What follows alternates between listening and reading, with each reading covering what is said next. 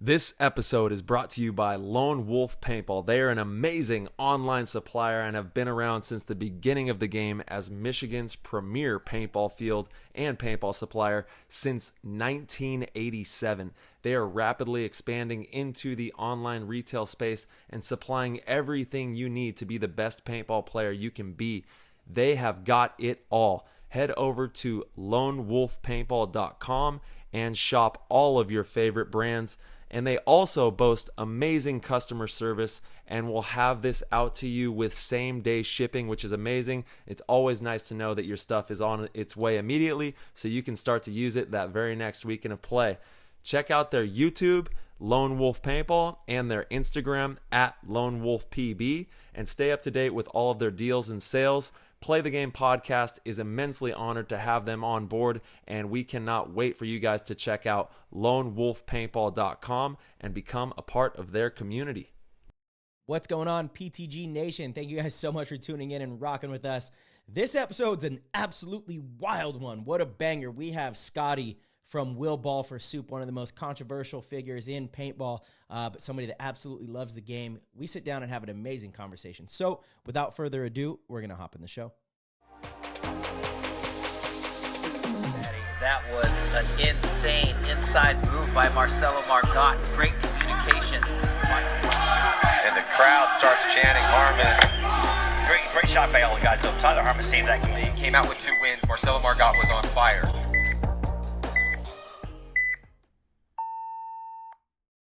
All right, PTG Familia, we're back in the building, episode number 293. Buckle up. Today we have a deep dive into the mind of one of the most polarizing, unfiltered, and downright entertaining voices in paintball. You've seen his hot takes, his deep dives, and his unapologetic approach to calling it like he sees it. Love him or hate him, you cannot ignore him. He's built a brand that shakes up the paintball world, challenges the status quo, and keeps us all talking. So, ladies and gentlemen, without further ado, welcome to the show, Scotty, a.k.a. Will Ball for Soup. Let's go. Woo-hoo!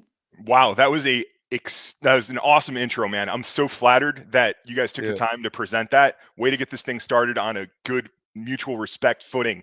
Yes, sir. Hall of Fame paintball players, first ballot, Marcelo and Tyler, legends of the game, been baby. pro for 20 plus years. Let's gas each other up, man. Let's not bring each other down. I love this.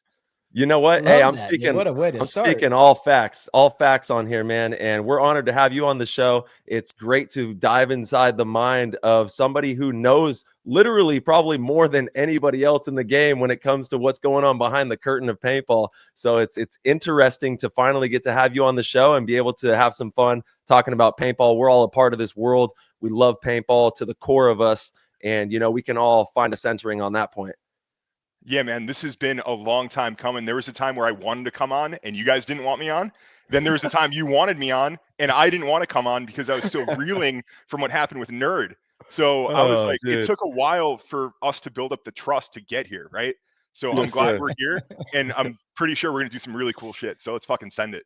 I agreed. The conversation about Nerd, you were like, no, you guys are going to try to sabotage me on there. I'm like, bro, that is not the case at all. Honestly, we wanted to have you on to really get to the bottom of what drives and fuels your motivation for the type of journalism that you do and the type of posting and content that you create. And then I think, over the last couple of years, I've personally kind of built a little bit of a relationship with you and, gotten to know you on a little more personal level, just kind of over Instagram. But it's like, man, I think a lot of what this guy does is maybe a little misunderstood. I'm like, I want to get you on here and really talk to you about your content and what it is that you create, why you create it, and really let the people kind of in on that side, So thank you for finally, joining us and finally making it happen.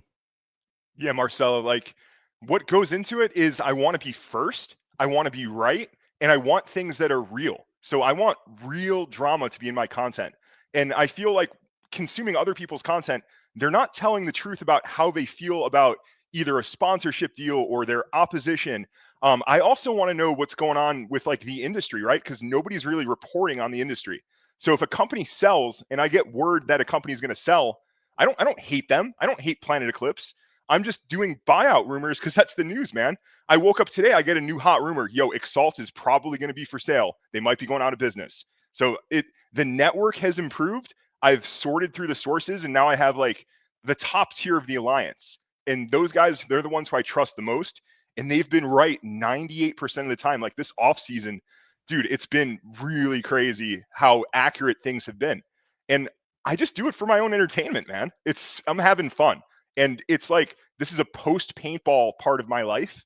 And it's a way for me to stay involved. It's a way for me to stay excited. I fucking love this shit, dude. It's like a rush whenever I get a story. And I'm not a business. So this is all shit that I do for fun.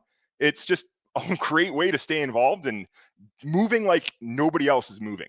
So there's a guy named Mitch Lucker. He was a vocalist for Suicide Silence, right? He doesn't listen to any other metal bands when he was alive. He doesn't listen to anybody else's band because he wants his band to sound unique. So I don't really watch a whole lot of shit. I just want to move my own way. And the things that I'm doing, dude, people are starting to sound like me. Let's put it that way. So let them know. How so? Man. Yeah. I would say that creating the breaking news format of presenting content has proliferated, right? So I did it, then the league is doing it. Then you see Let's Talk is doing it. Then you see Iconic is doing it. So these breaking news, breaking moves, breaking stories, I want to say that I was the one who brought that onto Instagram. As far as saying what's going on with the business side of it, I don't think anybody else is reporting on that. They don't have the sources, man. Yeah. Well, for paintball, certainly, but breaking news is obviously something that's in all genres, every sport, every kind of market. And it is, again, like Tyler said, whether you like it or not, it's an important part of any industry, right? You're going to have people that are constantly in the know, and they do break news. And sometimes leaks are good. Like, I would see some stuff get leaked and people would be so frustrated about it. I'm like, honestly, why are you that mad? It's like, there's nothing bad that's going to come from it. If it's a good thing, if it's a good product, like all it is kind of free publicity.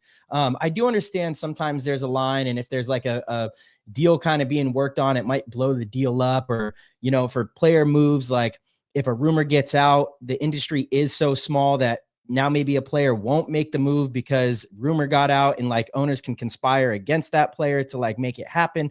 There is a little bit of a fine line, and that's kind of like part of the conversation I've had with you as well. Like on the side is there's a little bit of a fine line of where we are as a whole as paintball, because we are still so small and everyone is, it is such a small circle that it gets difficult sometimes to differentiate. But it's in every, like the bigger that we get, like Tyler said, there's going to be 40, 50 wheel ball pursuits, or, people that are trying to do that type of content because it is engaging. And it is what people, whether you like it or not, it's what people want to see and want to read. They love the rumors. They love watching car crashes online. You want to see the controversy. So, like people just have to kind of accept it. One of the things I wanted to bring up is, do you think it's morally correct for me to leak products that haven't even been announced yet? So for example, like 2-3 weeks ago, somebody at Die reached out to me. It's like, yo man, please take that shit down. Like, please take down the DSR Pro. Like, we are not anywhere close to that yet. You're fucking up our launch. Like, take it down. I'm like, okay. On one hand, I have the First Amendment, right? I have absolute free speech to publish what I want without prior restraint. So there's that. But do I really want to piss somebody off at Die? Like, I don't know, man. So it's a balance. Occasionally on things like that, I'll consult like the top end of the alliance. Like, I'll bring that to them. Like, yo, Die wants this shit down. What do I do? So I ended up taking it down. I'm like, okay, I'm going to play nice, but here, maybe feed me something new in the future. So I'm trying to balance it, but I don't have any sponsors. I'm not a business, right? So if I leak something, I have no affiliation with that company. They're not sending me guns. They offer to. But yeah, I've been offered a gun before to take something down. That was a lot of fun. Yes. I'm like, I play like once a year. I got a DM7. So I don't know, man. It's like a post paintball for me. We still, like Marcelo said, this is going to, as paintball grows, there's going to be 10, 20, 30 soups. You know what I mean? There's going to be a lot more growth on this aspect of the game. And when you talk about your alliance, you've referred to your alliance. How big is this alliance that you have? I know you're not going to drop names. Obviously, you're not going to bury people live on the podcast, but how big is the alliance? How many? Yeah, that's a fair question. So I would say there are about 10 people who have full-time industry jobs. Of those 10, Like definitely half of them, they're like top tier. There are others who own smaller companies. Those Yeah. guys really fuck with me. Then you got 20 or so pro players. Then you got Yeah. the international team. So there are people in Western Europe. There are people in Latin America. I know when to contact like Western Europe, like late at night. That's when they wake up. So like before I go to bed, I'm going to check in with my guy in Western Europe. So there's somebody in Italy who I work with. So it's vast. And the reason why they want to work with me is because when they have causes, right, they need somebody to champion their cause. They'll come to me and I'll have their back. So if they want something in the news, and if you're part of this alliance and you want to work with me on that, yeah. And I've even seen organizations where there's somebody in the organization who's hostile to me, but there's somebody in the organization who believes in me. And then we end up getting together, and that's how I'm changing people's minds and hearts. But again, there's no business objective, right? I don't want anybody's fucking money. I have a corporate job. I make the money. Dude, So, I see a business idea right here. The Soup Alliance shirts are dropping soon. It's just soup that madness. so cringy. So I lost a friend over merch. I lost like a really good in real life friend. Damn, He had a corporate job at Schwab. He's a smart dude, really good at paintball, OG as fuck. He's like, yo, let me take over the merchandise side of this. Give me the keys to the merch kingdom. I'm gonna break you off like half of it, but we're gonna make so much money. I'm like, dude, no, go away, no. and he's like, think about it, talk to me, think about it. I'm still no.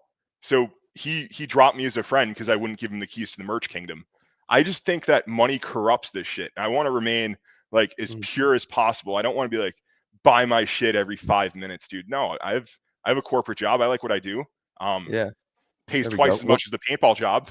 Yeah, talk about the real world job. What are you doing to make ends meet? So I'm going to keep this vague, man. I don't want people coming after me. Of course. I would say the role that I'm in is a back office finance manager for auto loans. Okay. So I have salespeople coming to me, submit deals that they have. We're paying off vehicles. We're rolling over negative equity. And then we're digging into people's documents. That's the shit I love, man. So I would say like 1 in 8 loan applications is fraudulent. So I'm sitting at home, I'm chilling, I'm pulling it up on the big screen, and I'm like, this shit's photoshopped like none other, man. Scam. Yeah. And then we ban them from our company. So that's a little bit of the view of the corporate world, but I don't know, man. So, I'm super educated and I just do what I like to have fun with, right? I mean, we got some breaking news that I don't know if you want to share with the people or not, but you're decorated, my bro. You're decorated, and it definitely needs to be highlighted because it's not an easy thing to do. So I don't know if you want to share that with the people. Me and Chris Shear, Ryan Greenspan dubs him a little schmuck. I don't think Chris Shear's a schmuck. I think he's really good at paintball. But me and Shear, we've both passed the bar exam. I went to law school. I have a doctorate of jurisprudence. I passed the Arizona bar. So I am going to confirm it is Dr. Scotty. Dr. Soup. Dr. Soup. But the character that I play, it's so unlikable. I don't want to wave around my legal fucking law degree and my bar pass rate. Yeah, congratulations. I mean, that is not easy to do, man. Congratulations. So, undergrad was easy, man. I got a 3.8 at U of A, and I partied my ass off. So like from there, you have that like almost a 4.0. That's like 90% A's, 10% B's, something like that. So I got into a bunch of law schools. I went to one that was affordable. But yeah, I hated it. I didn't fit in, right? Like there are people who don't look like me and act like me in law school. There are people who have really high IQs, but the cultural fit wasn't good. So when I graduated, I'm like, fuck this shit. I want to do what I want. And I started running paintball fields. So I took my law degree. Wise choice. Now I'm paintball field manager. You only live once, man. And a lot of the men in my family, they die out super early. Their heart explodes at like 54. So like, I'm not gonna hate my life doing divorces. I'm not gonna hate my life making a meth addicted mother give up her children. Something I did in my clinical practice, which sucked.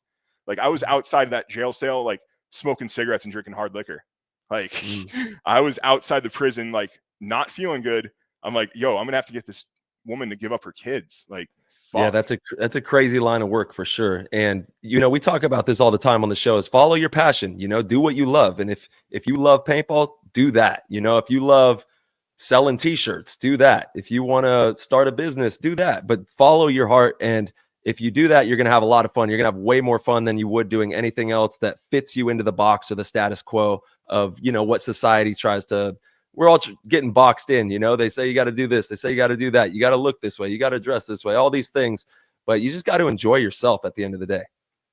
Yeah, so it's like my family hates that I'm not using that degree. Obviously, they're fucking pissed. I would say I'm estranged from my parents at this point, right?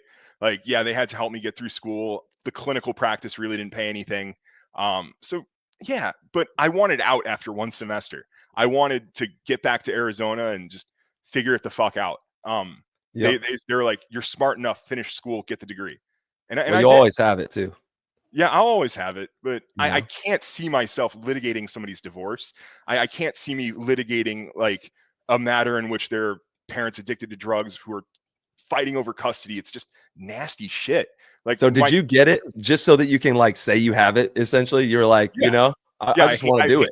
I hate fuck the degree. You know, it's like I hate this shit, but I want to prove that I am capable of doing it.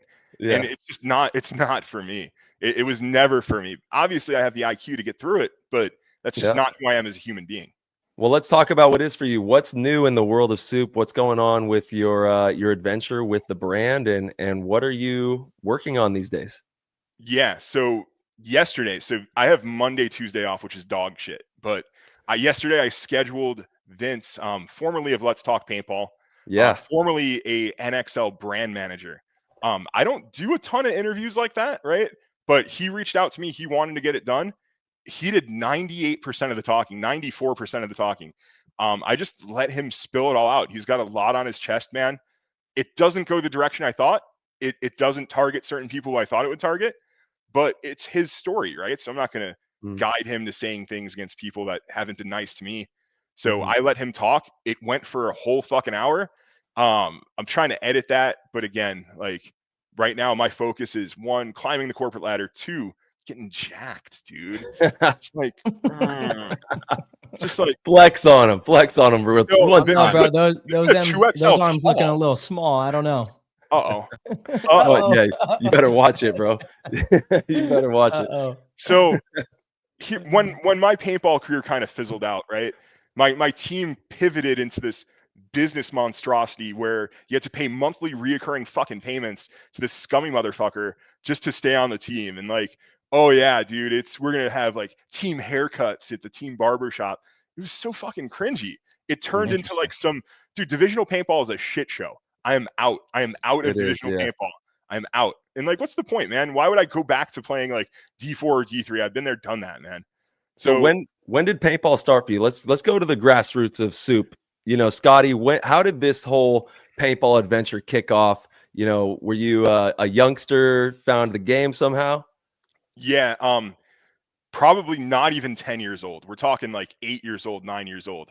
And my parents wanted like a non-religious Christmas activity to do with my best friend. Dan Colby, industry legend, he had Air America and Guerrilla Air.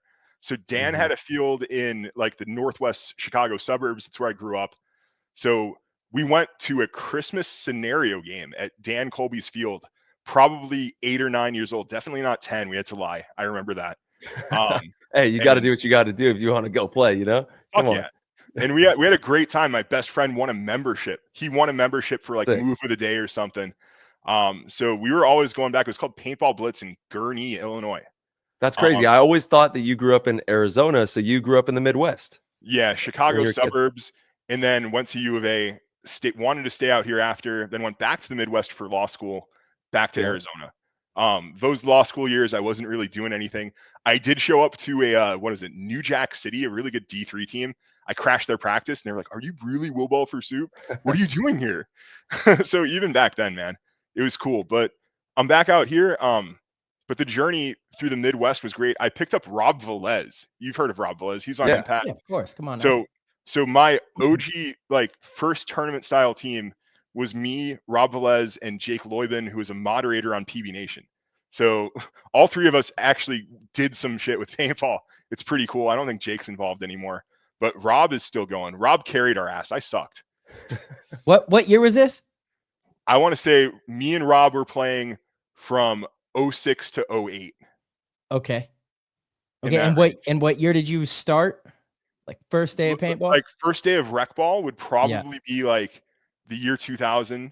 Okay. like Yeah. 99, something like that. Yeah, pretty much. Yeah, just as long as me and Tyler. Yeah. Okay, you've been in it. Oh Yeah. yeah, But he's been in the trenches. dude, I'm 6'4". Sometimes I weigh 300 pounds. So my ceiling is really low. My body type is not right for paintball. I got pressured by my parents to play football to be an offensive lineman because look at me. Of course, I'm going to be a fucking lineman. So, Dude, I have to push back. You're pretty damn good at paintball. I've seen you run around and ball out. You know, you but play. that's it's sloppy and it's a ceiling of D3, right? I'm not going to play D2 or D1. I can't. But we're talking about like on the landscape of the world. If you just throw people out on the field and you have to have them go out and play, you're not gonna be, you know, a slouch. You're out there balling. You Yeah, how to play. I know what Yeah. I'm doing, right? I know how to Yeah. get down the field. I can shoot For with sure. my left hand, like, Yeah. but when you know so many people who are just brilliant at paintball, like my power level is nowhere near theirs. I'm very humble about where I am with the game, and I Mhm. don't know, man. Like if something were to come that's organic, right? There are people who want me on their teams just for the Will Ball for Soup name, and I Yeah. love that. That's beautiful. Thank you, please, thank you. But I'm not going to play on like a premier team and come off the bench and suck. I'm not gonna even play D3. So I don't know, man. I'll show up to like a team practice occasionally. I'll show up to a scenario game occasionally, but it's not like I'm grinding to get good. You have seen me play though.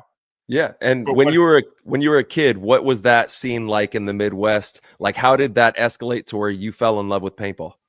oh wow. So we were winning, me, Rob, and Jake, and then a few others. So we were winning tournaments at the Siege in Wisconsin. So we were going to like smaller Wisconsin tournaments and then gearing up to play like Chi-Town series. After winning a few small ones in Wisconsin, a company called XO Industries blessed us. So So yeah. I would be like a 15 or 16-year-old and I'd be getting $20 cases of paint. I'm like, when you have $20 cases of paint as a kid, like, yo, that's totally doable. Free entry to the field, $20 case, shoot 2 cases. Oh, Okay, yeah. mom, I can get $40. I can work at Jamba Juice and get $40. Dude, I got fired from Jamba Juice. Why? What did you do? Come on.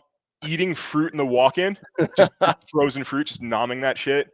Hey, you got to get it. And then like I was just like digging into shit with my hands. Like, You got to get some sometimes. You know what I'm Oh saying? yeah, they Get a gotta little let bit. you go, bro. They gotta. Oh, you're trying to make smoothie soup back then. So it Dude. was my first job. Everybody fucks up their first job. Come on. Hey, that's facts. This is That is facts, big yeah. facts. Yeah, Yeah. the first jobs are not fun either. They just suck. My first job, you know, just honestly, my first jobs was just gromming about around the neighborhood, like selling people mistletoe at Christmas or washing cars or like, hey, you know, let me cut your grass. I'm trying to play some paintball, you know? But it's like whatever it takes, like you said, to get that $40, to get that money that you need to go and ball out with the guys and the, you know, your brothers and sisters out there and have some fun. That's what it's all about. Yeah, we went on a streak of wins, and then whatever happens, bigger teams who play bigger events take your bigger players. And who was it? Wise Guys picked up Rob, and Jake went to Project Mayhem, and then I went to Animosity in Wisconsin, and so it was just kind of winning locally and then playing regionally. So that's kind of what I did when I was still living in the Midwest. Got to college at U of A, then started playing lower divisions nationally. So D4X, D3X, did all right. U of A had a team. So that's another thing that I love to do is I love to bring paintball into places where there's no paintball. So my high school, I created the paintball team, and it was a paintball club team. And we also had a paintball club, which is we were busing people from the school to local fields. So Hell that yeah. was definitely, and I got them to play paintball videos on the morning announcements too, to What? promote the club. That was a Let's huge go. That's win. badass. That was a Yeah. huge That's win. a massive win. See, Yeah. Scotty, this is the side of you that people don't understand. You know, don't get offended by this, but people that talk to me about you, they're like, why? Even people hearing that you were going to be on the show, they're like, why are you going to give them a platform? Yada yada, that whole BS, right? I'm like, you guys, you don't understand. This is a paintball player, just like us. He loves the Yeah. game. He's got a lot of great insight, you know, and he actually puts out most of the content is pretty accurate. You're going to be mad at that, you know, like let's again share the story of Scotty as a paintball player. Like, I love this. Look, how many people can say, I know I can't say that. You know, I'm a professional player. I try to give back as much as I can to the sport, but I never went to my local school to try to create a program, you know, and expose people for their first time through that avenue. I think that's amazing. Have you thought about going back and trying to do something similar? So my motivation right now for climbing the corporate ladder, right? I want to beef up my Roth IRA. I want to beef up my 401k. And then when I'm about to retire, hopefully I still have the energy to do it right. I want to open a field. I really want to open an indoor field in Arizona and do it right. Like that is my life goal. Maybe if some inheritance things roll my way, yeah, hell yeah, I'll sell your fucking house and I'll buy a paintball field. Hell yeah. So Yeah.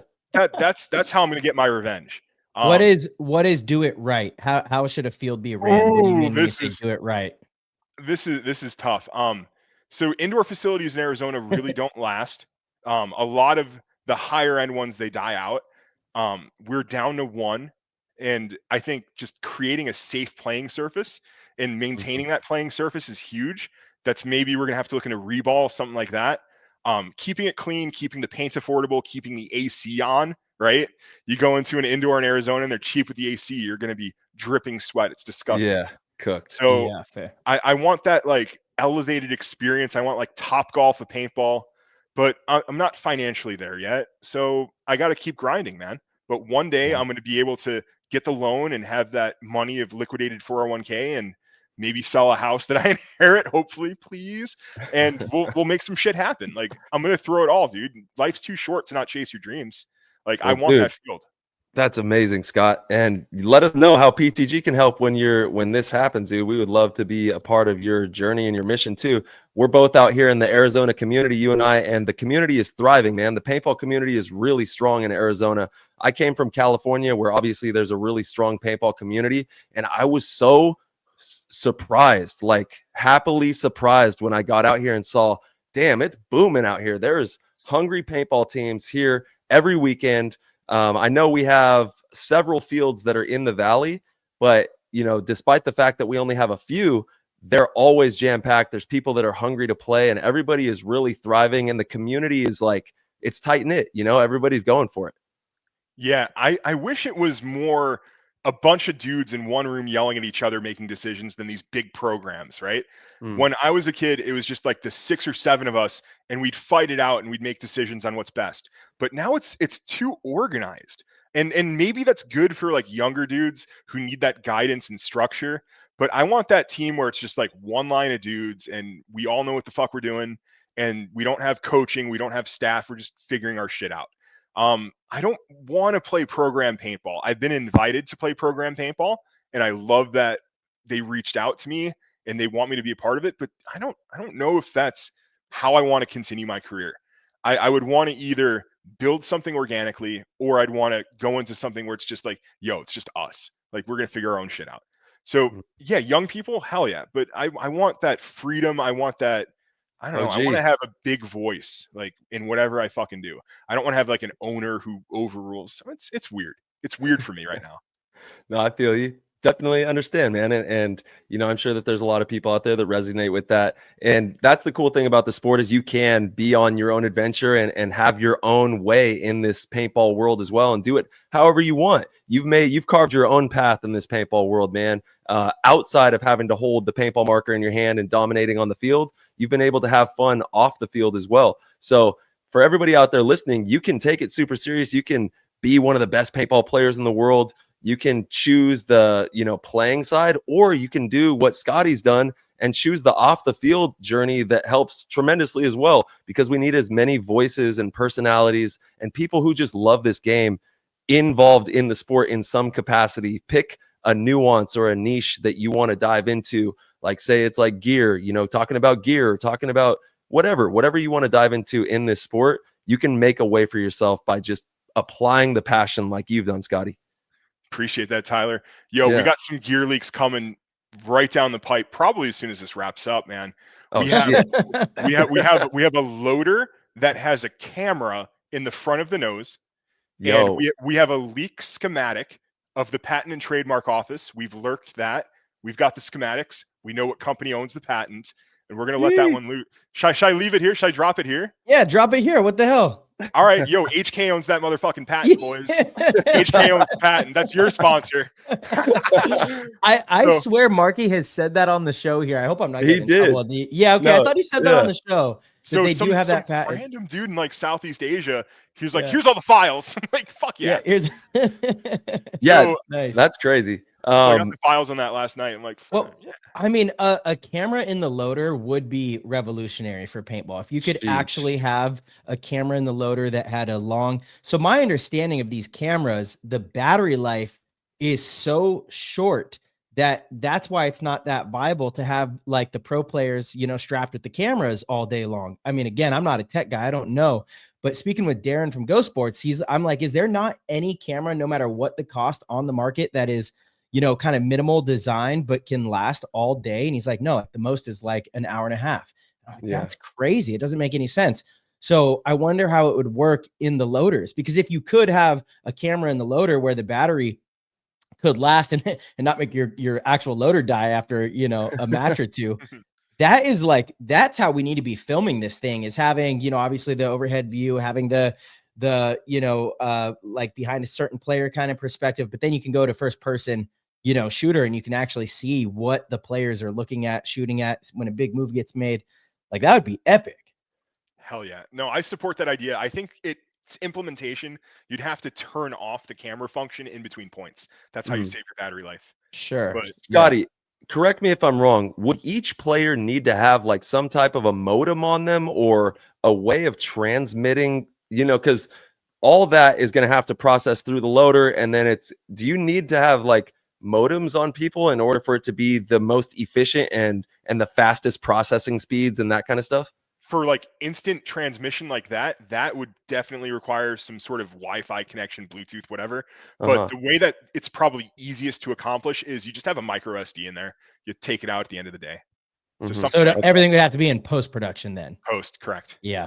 So if you wanted to do it live, then you would have to have modems on everybody. If you're doing like you know, Kai Sanat and all these guys, or Speed, how he does it live all over the world. He's traveling. He's got modems on him, and they're processing all that stuff out. Yeah.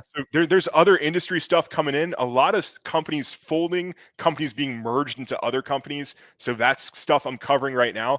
So I woke up, I heard, hey, Exalt might be on its last legs. That's rough. Exalt's, I believe they're an Arizona company, right?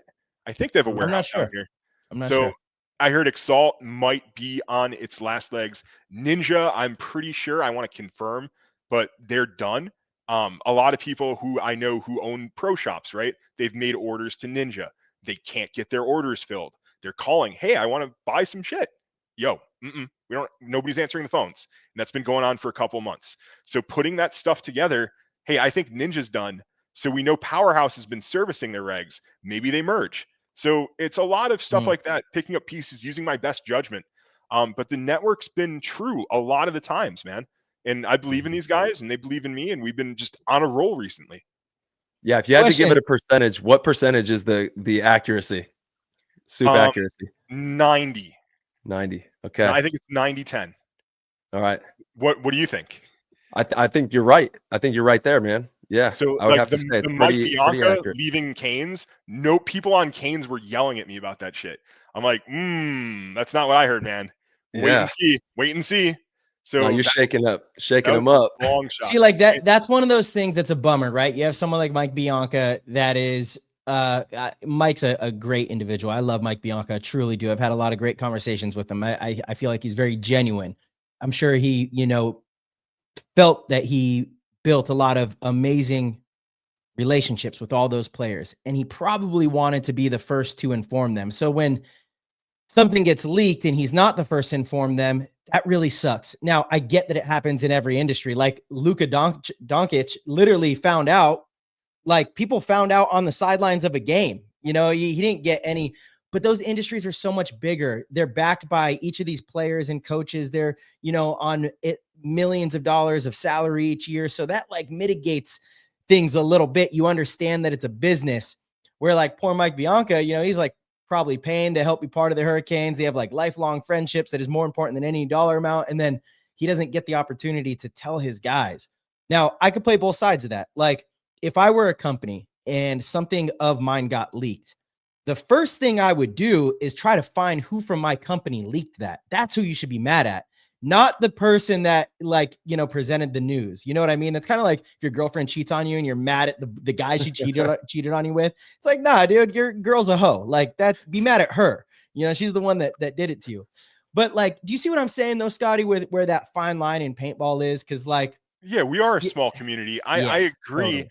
but my First Amendment is more important than your feelings, right? So if I'm reporting news about you, that's not a personal attack. Like I have been mean to people, and when I'm personally attacking somebody, you'll fucking know it. And usually that's retaliation, right? I feel that some people treat me unfairly on their shows. I feel that some people in the media treat me unfairly. So fuck it, man. You're coming at me, I'll come at you, and I'll come at you way harder and way smarter. So like, let's fucking bang, dude. Try me. I'm also Let's go. 6'4". I also weigh 280 pounds. Like, you Yeah, can do but it that way too. your curl game in the gym is weak, bro. I've seen it. Dude, I can curl 4 plates with 2 hands. This is not an aesthetics build. This is a strength build. And that's the other thing, man. I love getting strong more than I love paintball at this moment. I do. Because you don't need 4 other dudes to go to the gym with you. You can go to the gym Yeah, alone. yeah. Like, Yeah. Well, No, there's sorry, there, I didn't mean to sidetrack the conversation, but I do want to stay on feel track with that. And you do make a good point about, yeah, it is your First Amendment right. I get that, but surely like it goes into, or actually, does it go into your process? Like when you're making a post, do you consider those things and you just kind of say so fuck it? if Or you've could we talk about your move to Impact? Could we talk about that or no? yeah, sure, we can talk a little bit about it. So I got the word that Impact is making a super team, right? And I'm starting to piece together they're making all these big offers, right? And Right. I'm like, yo, Marcelo, are you in on this, dude? You're going, aren't you? And you're like, yeah, but hold off. And I did because you've been really fucking good to me. So if you're really good to me and you have that relationship, maybe I'll hold off. But I still want to be the first because if I'm not the first, somebody else is going to do it. Sure.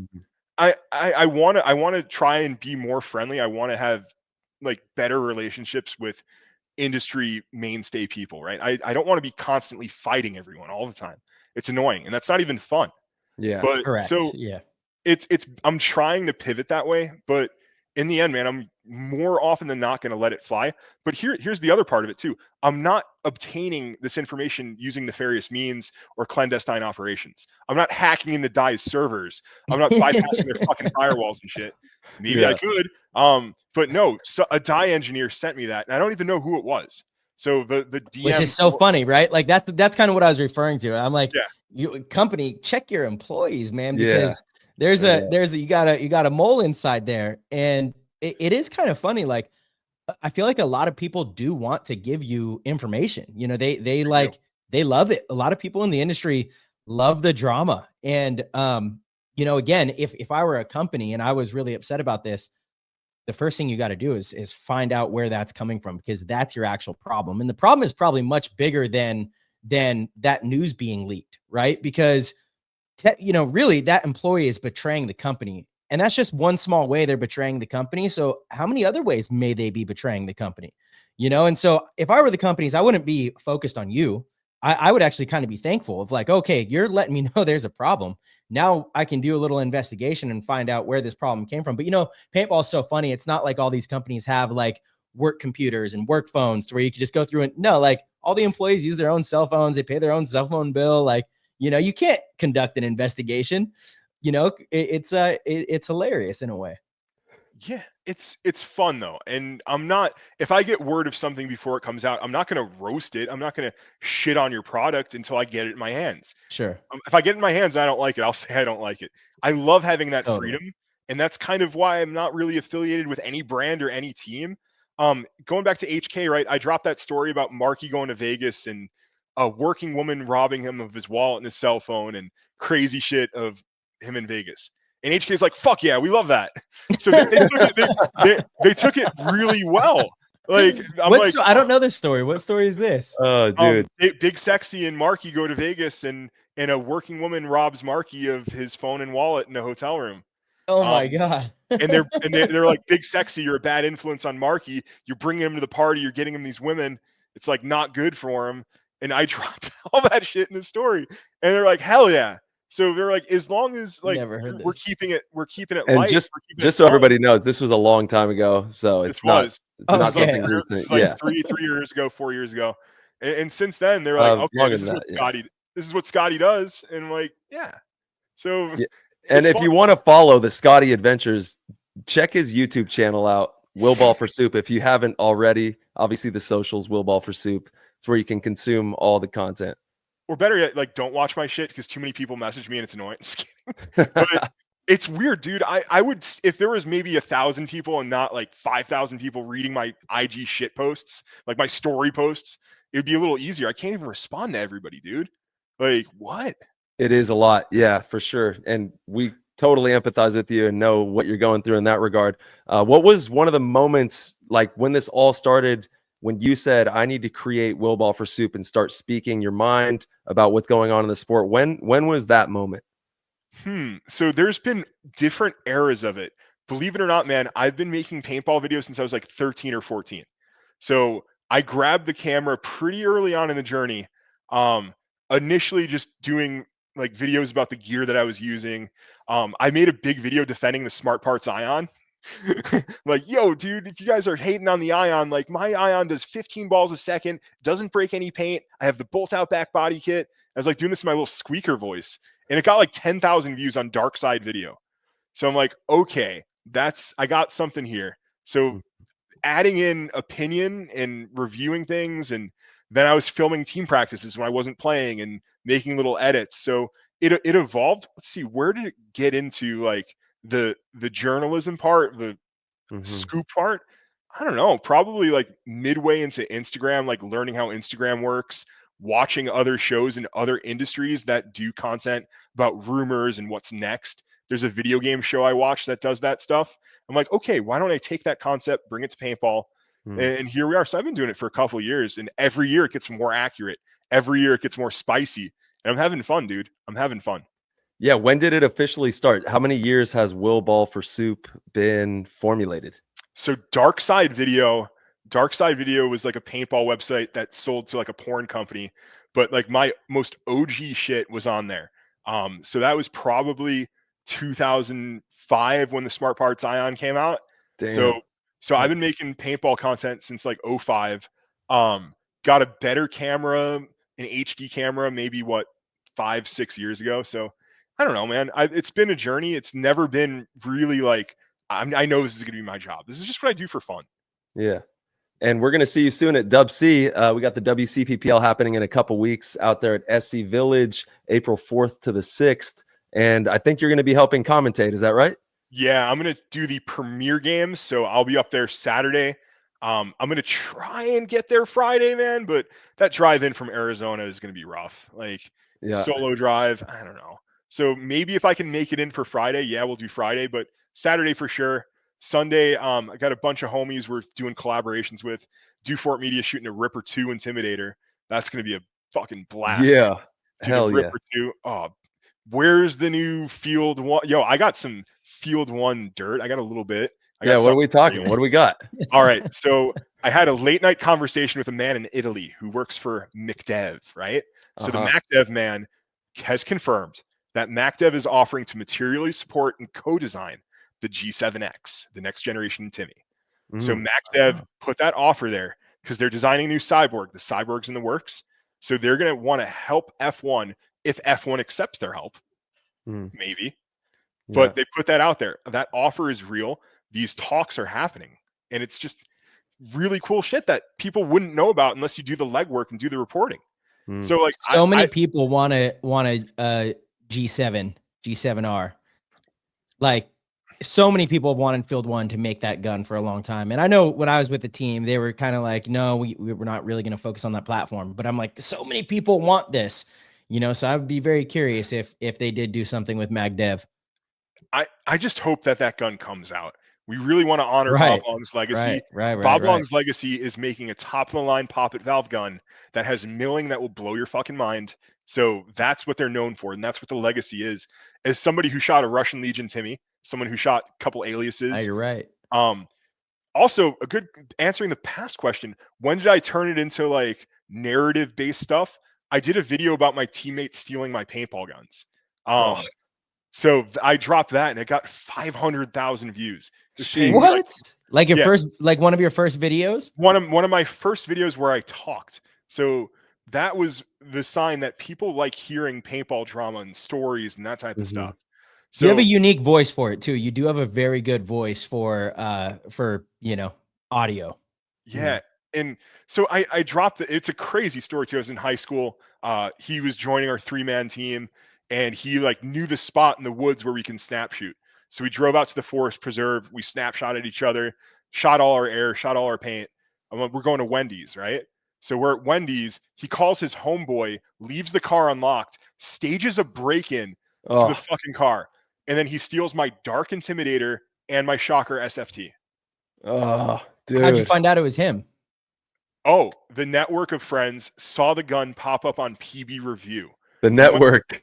We went to the police station. They pulled the IP of the PB Review post, and we got his ass, and he paid me. No way. Damn. And so he's asking like if man. we're going to press charges because he wants to join the Marine Corps. We did not press charges. He paid me off, so I didn't press charges. And I'm back. And he didn't make you sign an NDA? Nope. And I'm back in Chicago, like working a summer internship, and I run into him at Target, and he's like, "Yo, thank you for not pressing charges, man. The military was the best thing ever for me." Henry, man, I'm never gonna forget that. I'm not gonna give a last name. We do first names, not last name. Oh, So- Henry. That's the Yeah. story. Holy shit. That is the story. You like the NDA part too. I saw that. So that shit, That's funny. that shit was like the first one where I'm telling this dramatic story and everybody loved it. So Mhm. there's the period after that where it's inspirational stories, right? There's Okay. these like, hey, how I made my first paintball team, how I got like my first sponsorship, what to do playing the first tournament. And these concepts have now been done by other big creators too. And I see that. I'm like, all right, Mhm. the next generation's going in. All right, cool. But Yeah. then there was that shit with my team falling apart, and then things got negative. So the team falling apart was probably my biggest failure in paintball. I lost a lot of friends. I've never failed that badly at something that I had my hands on. And from there, it was kind of this big heel turn, this big negative spin, and people weren't exactly on board with it. I don't think those videos were as popular as the positive videos I put out. Real quick, Scotty, what happened with that team? Why did it fall apart? I would say the owner had this business objective, and he was trying to get people to put down a card for monthly reoccurring payments to just be on the team, which was kind of Okay. fucked up. And I don't like more money, more problems, more financial, like commingling, more problems. And I really didn't like it. It felt dirty. It felt like there was room for him to skim off the top like everybody else, man. Like you see it all the time in the divisional paintball shit show that there are these owners who will buy a case of paint for $20 and sell it to their own dudes for $35 and put the 15 in their pocket and go get a tank of gas, whatever. So that shit was likely going on. I had to take my own team out back and shoot it, and it died. So that caused a big heel turn, and we're slowly recovering from it. But it kind of was like the last straw for me as a player, though. Mhm. I see. So how did you end the team? The guys on the team didn't want to continue playing Well, for the owner, or what? I just voiced my opinion that this shit's sus. I don't like it. I don't think we should be doing this. And then I got like kicked from the Discord or whatever we had, the teams we had. I got kicked. And then as I got kicked, I'm like, yo, guys, don't buy into this shit. And then I'm like, go to Elevation. Chris will do you right. Go somewhere else. Please don't play for this guy. The guy who pivoted us to that business objective, he fled Arizona. He left Arizona as soon as he wasn't successful in that. And then our big dogs got picked up by Elevation. I'm like, okay, maybe I'll try and rebuild with what we have left. But I physically wasn't there because I got hella chubby during COVID. So I physically was not able to get on the field and lead. And that's where I kind of found the gym to where I'm going to get my body ready for this comeback and rebuild this team. But I couldn't do it. I failed. Well, you've definitely turned, like you said, and pivoted and moved in a powerful direction, and you're enjoying your process now. You know what I mean? And that's kind of crazy how that all happened. It's really it's terrible, to be honest. It's like tragic because that crew is such a good crew, and it's good to see that everybody's still playing paintball and in the industry and in the paintball game.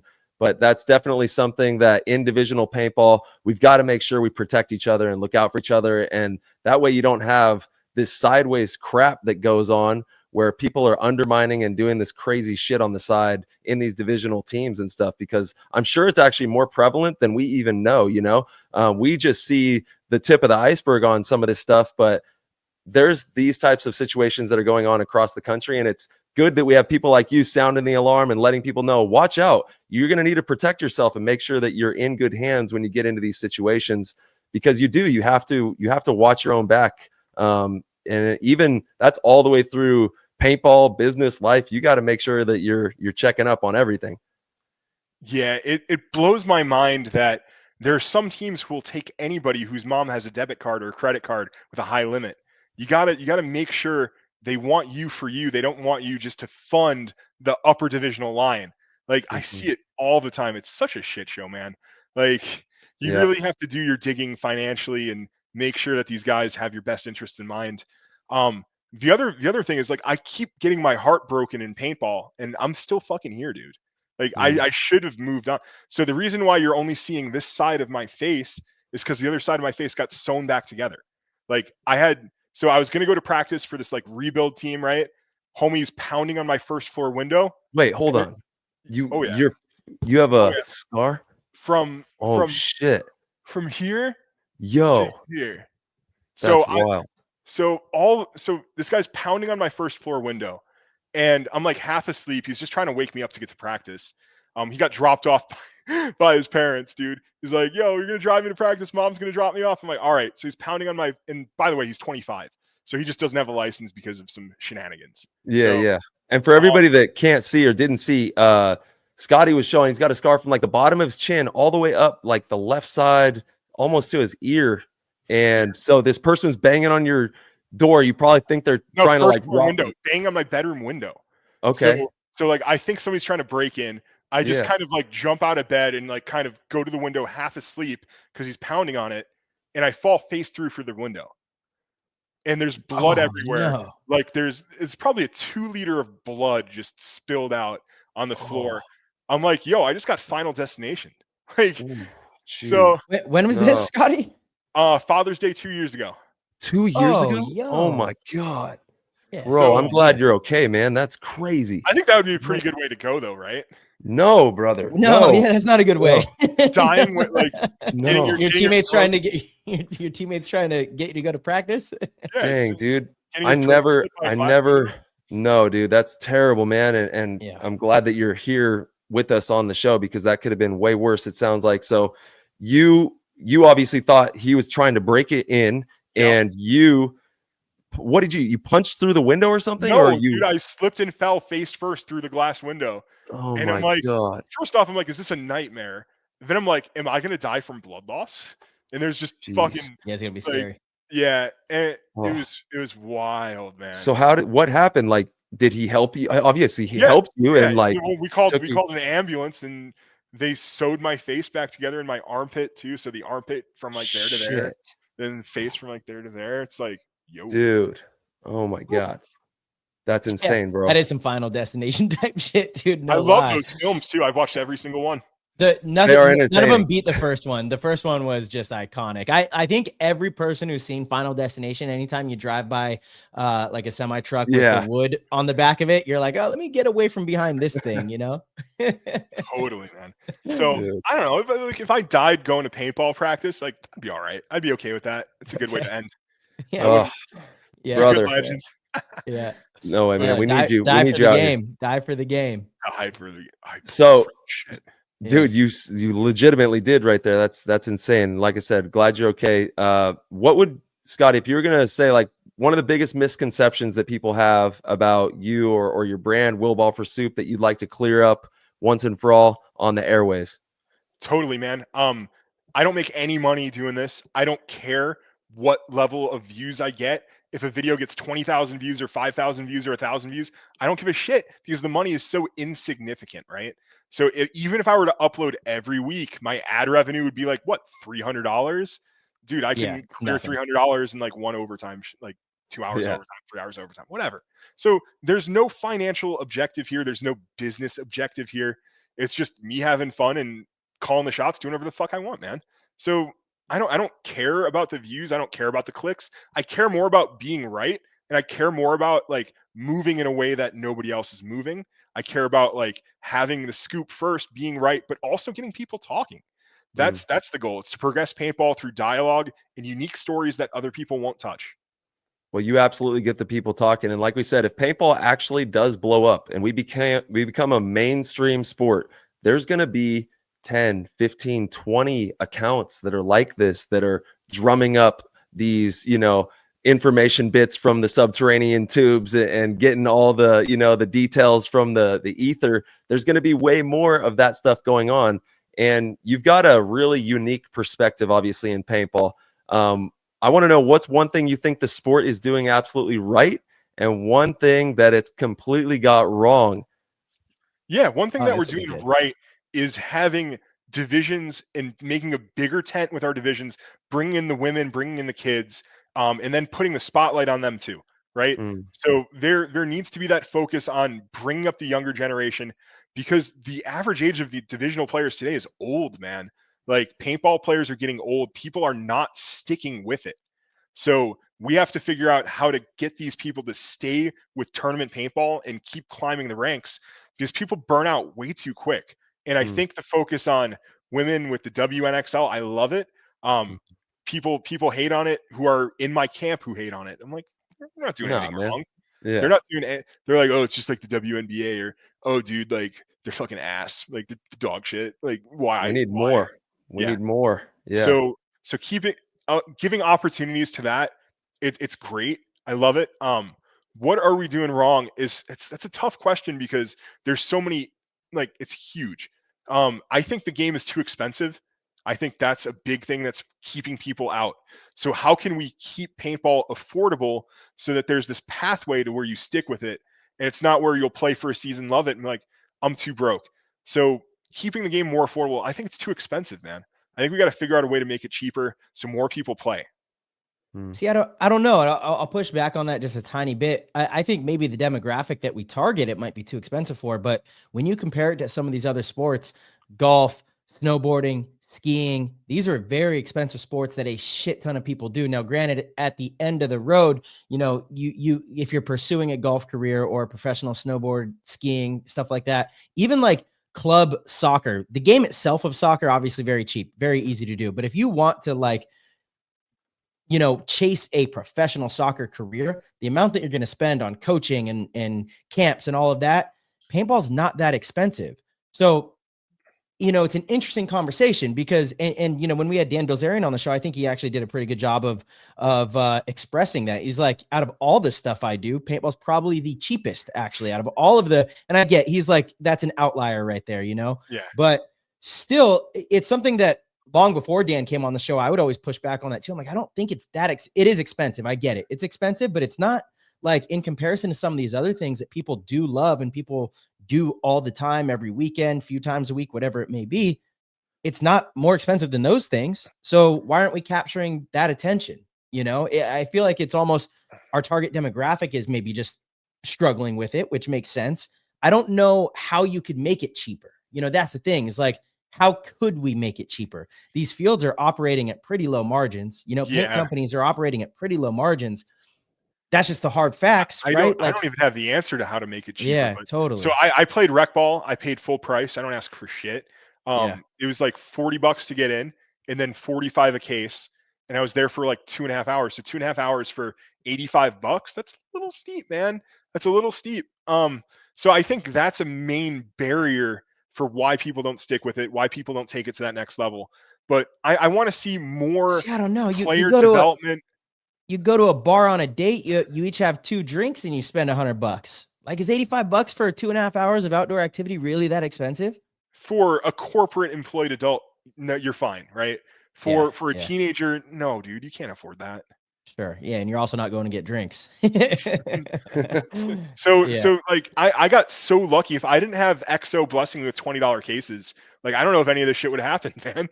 So and they were like, all right, you guys got to unload these boxes of paint from these trucks. All right, you guys got to like box up these pants orders. So we were helping them too.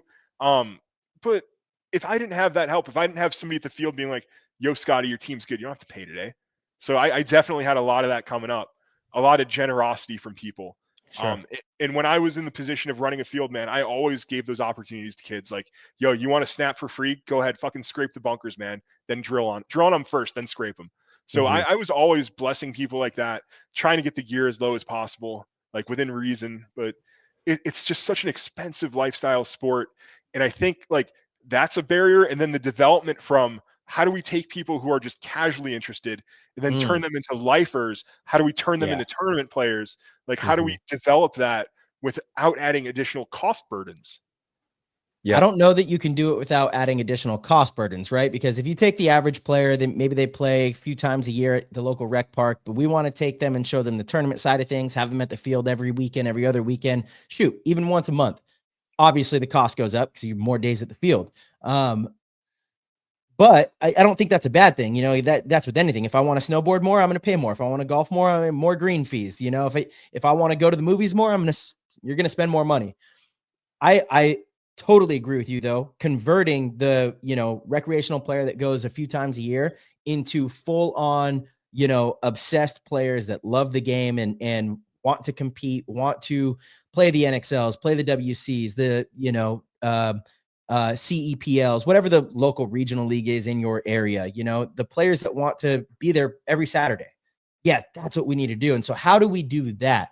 And what we say on PTG quite a bit, and I truly believe this, is we need superheroes in the game. You need to create these larger than life figures, because obviously it's not some massive monetary award at the end of the tunnel. You're not going to become a pro paintball player and then all of a sudden make $1 million, maybe one day, but not right now. So we need to create these kind of superheroes and really accentuate the lifestyle, which is what made Tyler fall in love with the game, myself, yourself. We fell in love with like the camaraderie, the game itself, the lifestyle of paintball. So let's showcase that so that people understand what it is we do. Now, how can you do that and target the people at your field? Well, I don't know. Like, do these fields not keep an email list of people that come to their park? If they do, they should send promotional information, of like, hey, just so you know, there's this like professional side too. Here's the upcoming NXL event, or here's a upcoming local regional event, or, look at this, here's the All That Matters Hormesis movie, once that comes out for free, or the Best Kids in Texas, whatever it is, to show people what we do. I think we would convert a lot of people. I really do. I think we're doing a really good job. The media recently has gotten the stories together. The Fit documentary that I saw airing with the webcast for Event 1 was awesome. Yeah, so we're heading in the right direction. But is somebody who's casual going to have access to that? So again, those newsletters, awesome. Get that out there. Like I'm for it. And I think people think that I want to burn everything down. I think that's a Tom Cole quote about me. I think Tom Cole might attribute that to me because Damian Ryan might have said that. Also trivia, Damian Ryan, when he heard that I lost my industry job, he invited me out to live with him to grow fruits and vegetables. Wow. Damien. Fruits and vegetables, huh? Not fruits and vegetables.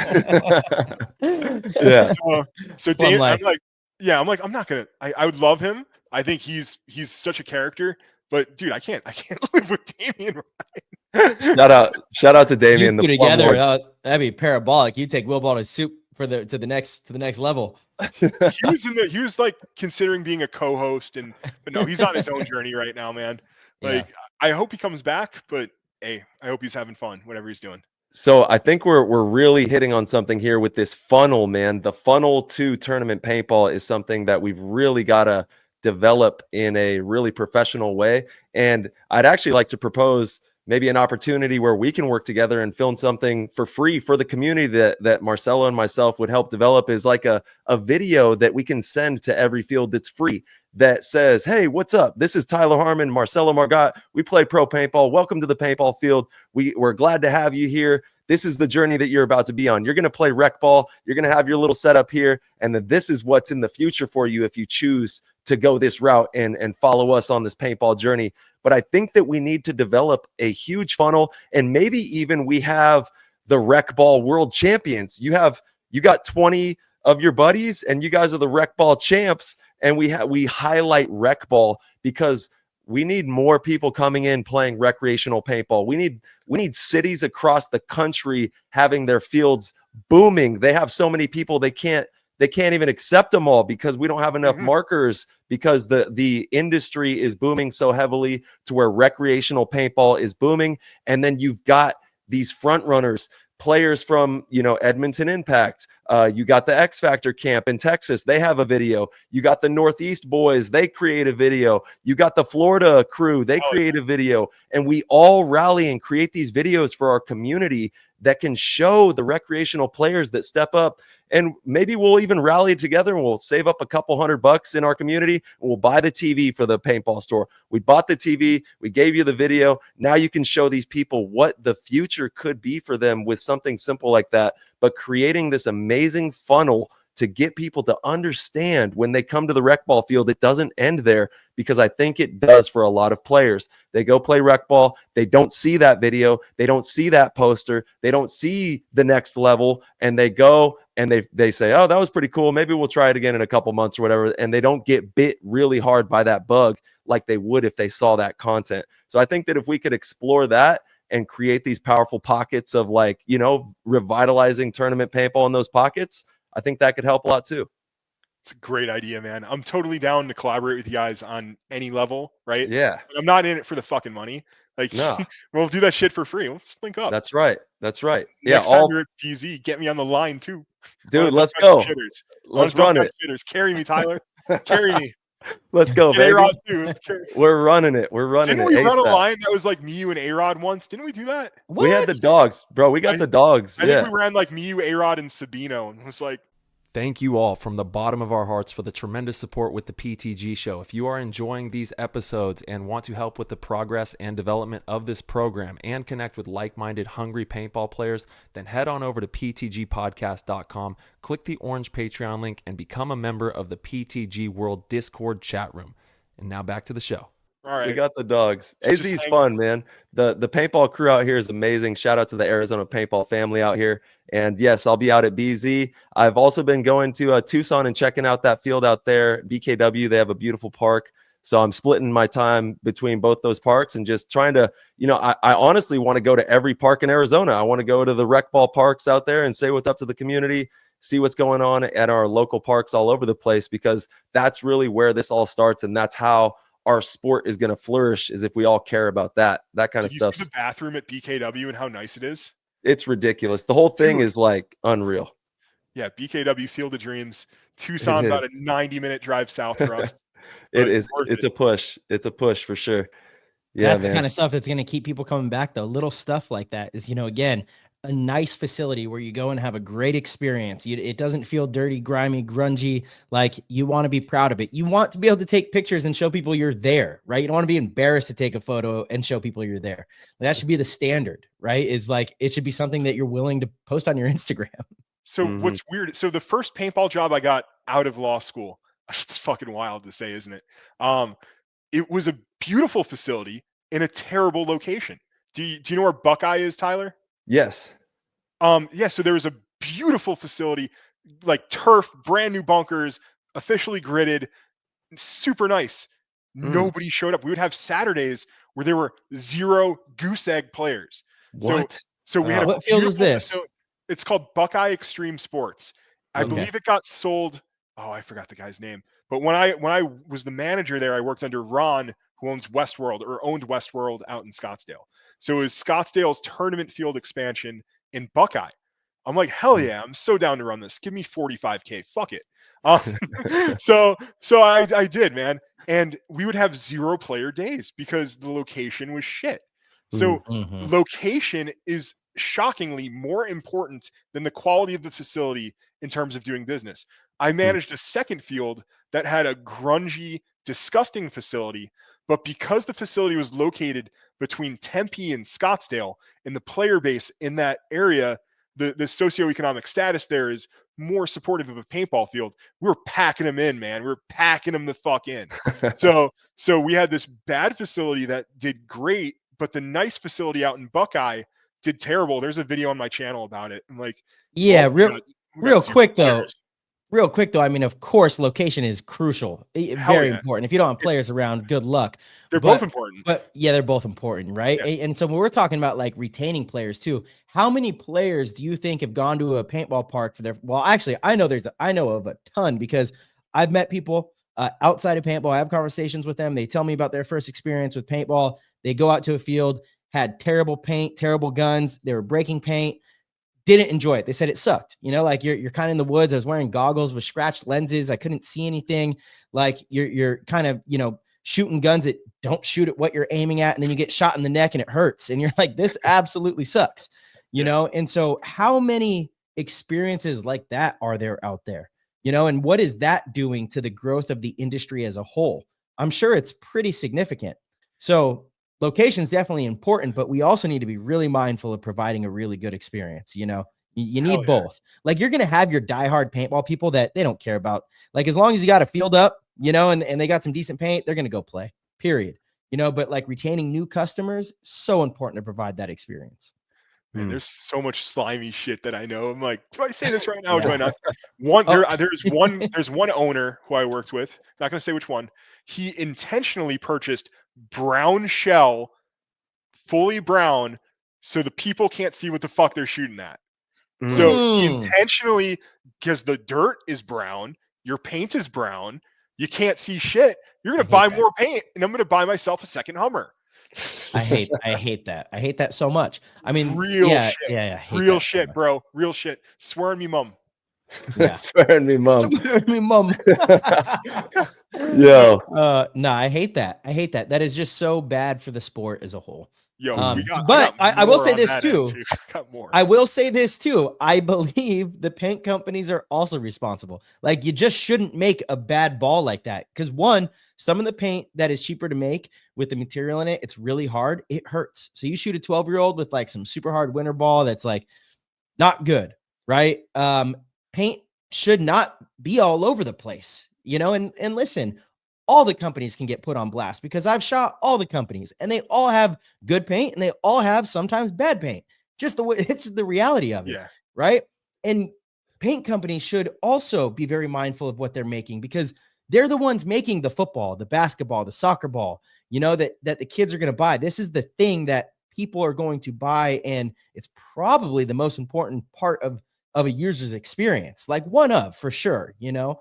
So we got to be mindful of this stuff. And I get it, you know, like fields demand cheaper paint. Well, with cheaper paint comes less quality. I understand that. But at some point you got to push back and say, no, as a brand, we're not doing that, you know? And I don't know where that line is. I really don't. But I do know that it leads to a very bad experience. Me saying what I just said is probably going to mean that nobody else is going to hire me, but we're past that. We're totally past that. I got one more on that like shady field side. All right. So this guy would send in his managers to the competing fields and they would play, they would pay and they would play. And he would instruct them to leave a negative review based on all the flaws that they found in the field. Wild. Yeah. 100% confirmed. I was in that meeting. I was. Damn, 100% confirmed. Like on Yelp or something? Correct. Yelp, Google reviews. So he was trying to take down his own company. No, he's trying to take down the competition. Well, I see the other. Yeah. So I was in that meeting. It's like, yeah, well, their netting wasn't great, and I felt unsafe, and I'm gonna write that in my whoa. Yeah, a lot of it is it's so short-sighted because we're only just hurting ourselves on all this stuff. It's not a good look for the industry. The same thing, obviously, when it comes to the equipment and the paint, we got to make sure if it's going to cost a little bit more, obviously that's something that we're going to have to think about because the budget is real. The budget is real. Money doesn't just come out of thin air. But once again, we might be short-sighted in not understanding that we're going to actually take away more money from ourselves in the long run because they're not going to come back. You know, they're not going to love that shot that they had. For me, the most exhilarating thing possible is when I hit a great shot. That's like in golf. That's like in any sport. You hit that shot and you're coming back for that shot. If I don't have the means to create that shot because I shortcutted myself a little bit, I might have just stifled my whole business for years and years to come because I'm losing all that revenue from those people coming back if they don't get that shot. I've had too many conversations with people that have gone and played 1 or 2 times and had that type of an experience, and that is the reason they don't go back. So, like, I get it's a maybe a small sample size, but it is from people like literally all over the world. I'm not talking to people just in San Diego in my little pocket. I'm talking to people all over the world on airplanes, in hotels, at restaurants. And you just get to talking with people, and you tell them what you're doing there, and they say, paintball. What? Oh, I went paintballing. Yeah, I didn't really like it. Okay, well, how come? These are conversations I'm genuinely interested in. And that is one of the most common things that I get back from people. One of the most common. That, and it hurts really bad, and often when it hurts really bad, that's also because the paint is pretty hard. Some of it can be how the fields store it as well. If the fields are just storing, paint in a hot, lousy container, like that's part of it too. And that's not the paint company's fault. Like, it's not always the paint. There's so many layers to this, right? There's so many layers to providing a good experience. But like, you're not going to go and buy a basketball that is lopsided. You're not. Like, if I had a lopsided basketball and I went to the court and I'm trying to dribble that thing and it's bouncing away from me, I would be furious. Or if I went to, play basketball and the rims were like the carnival rims, like one rim was perfectly, the right size, and the other one was like all super narrow and could barely fit, I'd be furious, because you're never going to make the shot. Like, I don't know. These are, the paintball is very important. And I am glad I'm thought of the part of storing it, because it's not always just the paint manufacturer. It is also how the field keeps and stores the paint. That's part of it too. That's right. But yeah, it's a whole damn thing. It's a whole damn thing. Could you guys see yourselves operating a field, owning a field? Maybe a lot of work. Maybe it's a lot of work. Exactly. We have talked about it. And obviously once our playing careers are done, we have pretty damn big dreams for play the game. And maybe that is part of it. Yeah. Like I can do it with like Mike Urena. That would be awesome. We came up together. Dude, you want to see something fucking crazy? Yeah. Talk to us about Mikey. Yeah, Mikey. Damn, Mikey, dude. He used to give you all the juice. This is Mike Urena's VHS from Brass. Hold on, get it closer to the video. Get it closer to the camera. This is Mike Urena's VHS from when he was 9 years old that he gifted to me before he moved out of Arizona. Paintball memorabilia forever, man. He is definitely part of the alliance. He is 100%. Part of the alliance. So like, even when I was managing fields though, he would always just drop in just to hang out. Like, he fucking loves that shit. Yeah, he does. Man. So like, I can see us getting together down the road, open up a field like when his career is over, but he's got another 10 years. People are playing until they're 43.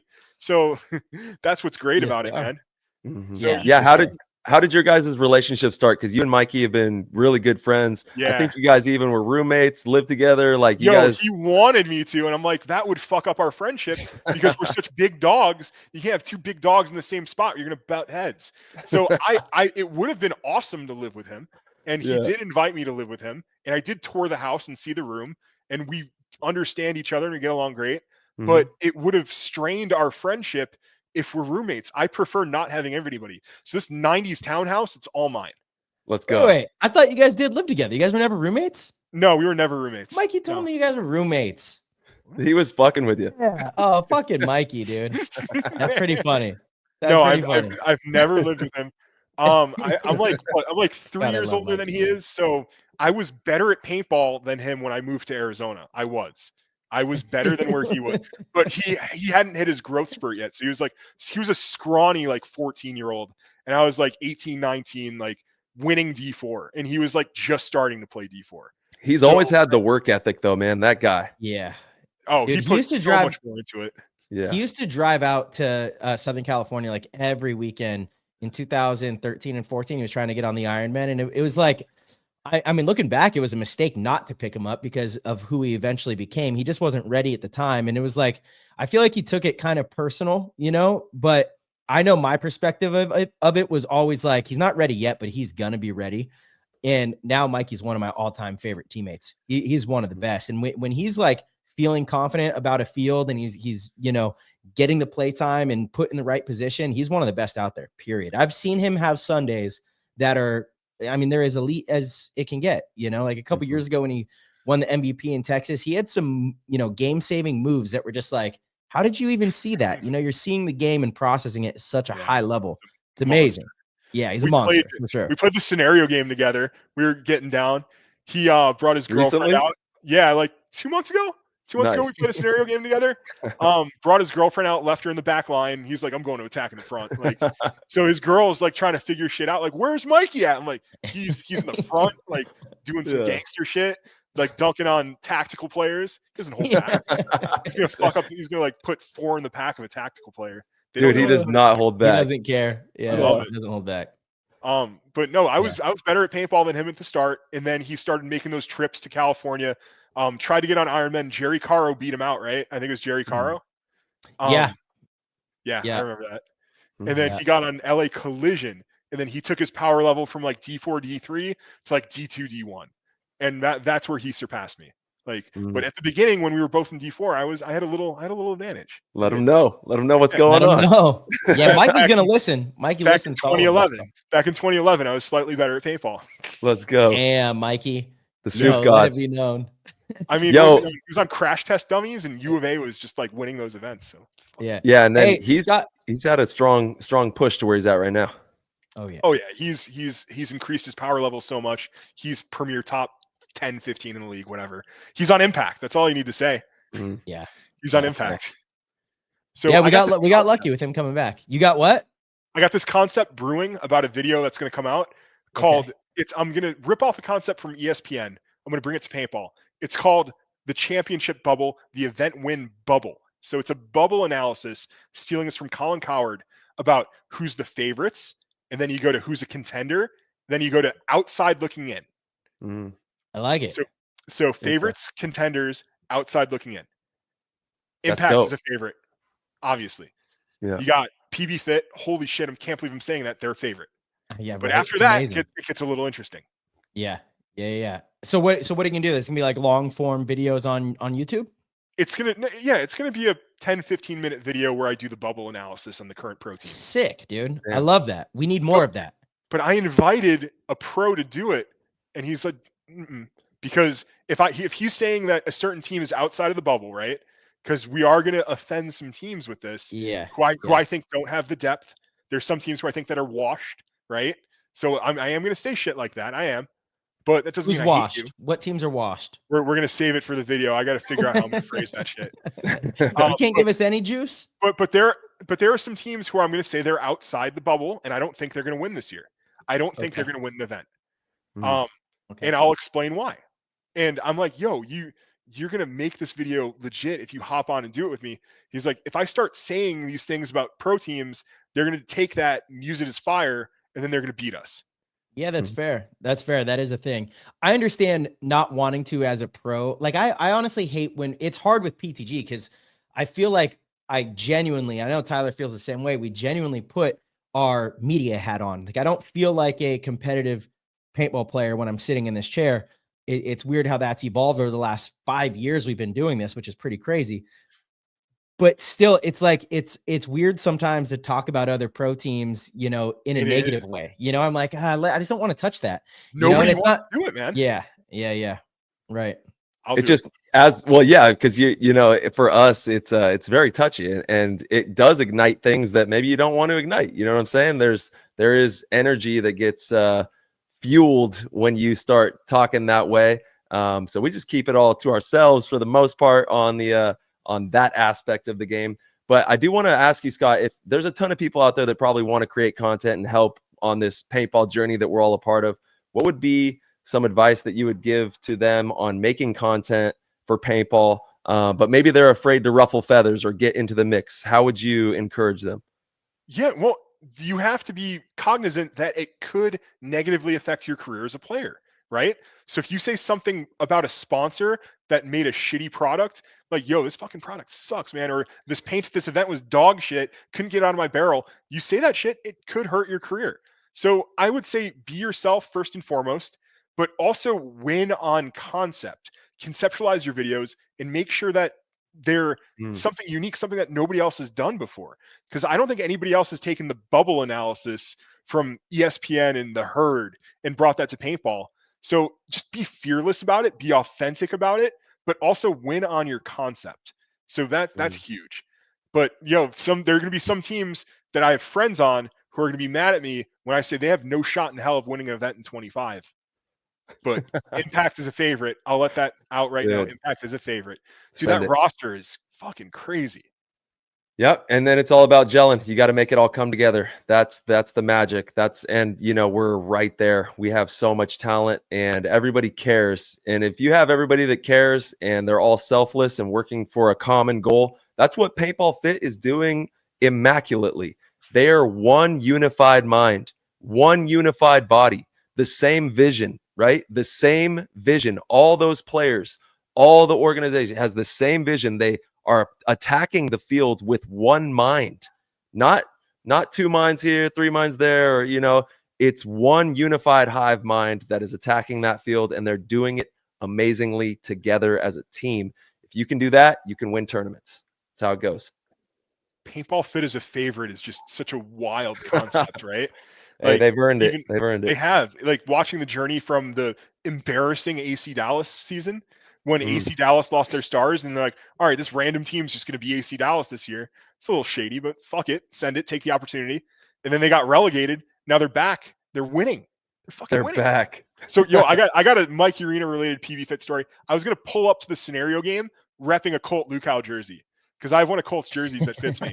And I'm like, why don't we do a little fucking bit where I'm like, yo, what happened? And he's like, no, we're not doing that, dude. It's gonna cause some waves. They're not gonna like it. I'm like, why don't we just do a little fucking bit? Why can't you do a bit, Mikey? Come on, Mikey, have a little fun. And it got to the point where he was like, take that fucking jersey off, or I'm not gonna talk to you. Like, he got real about it. I'm like, all right, man, if you're actually offended, I will take off the jersey and put on an Aftershock jersey, whatever. Put on an Aftershock jersey. Yeah, I brought two. I had a feeling he wasn't going to be down with the vibes of making a bit, and I was right, and it just made me change. Definitely a sensitive subject there. Yeah. Mikey's a pit bull, dude. I love him. I love him. Yeah. I want to play more. I really should be playing more. I don't want to lose everything that I've learned, and it's kind of like months go by before I play X-Ball. So it's like, get you back out there immediately. I have Saturday mornings off. Saturday mornings off. So if there's a Saturday morning at BZ, let's make it come together for sure. We got to get out there. We can get a fuck around line that can carry me. I'll just be in the back looking ag. We need you in the Cactus crew. We actually started a whole, let's go. Let him know. He's snapping on the camera right now. We started a whole Cactus crew squad of just like, the local Groms that just love paintball. And if you can ball out and you want to have some fun, even if you're on an organized team, you can still be a part of this little Cactus crew. And it's just like street ball, not every weekend do you have your team out there and you want to just go have some fun. We got the Cactus crew out here in Arizona that's just having a good time playing. Let's see. Let's dive into March. Real quick. Yeah. I got a question. You did kind of answer, the question was, what could we or what has paintball done really well and what has paintball not done so well? Let's be a little more specific, because I know you and Tom Cole have had some beef. I don't know. Have you ever had an actual conversation with Tom? No. And I think that Tom thinks that I'm coming for his job. I'm not coming for Tom's job. Who else is going to do Tom's job? Maddie Marshall? No. Like, nobody can do Tom's job. That's the reality. Yeah. So I've never said fire Tom Cole. I've never said anything remotely close to that.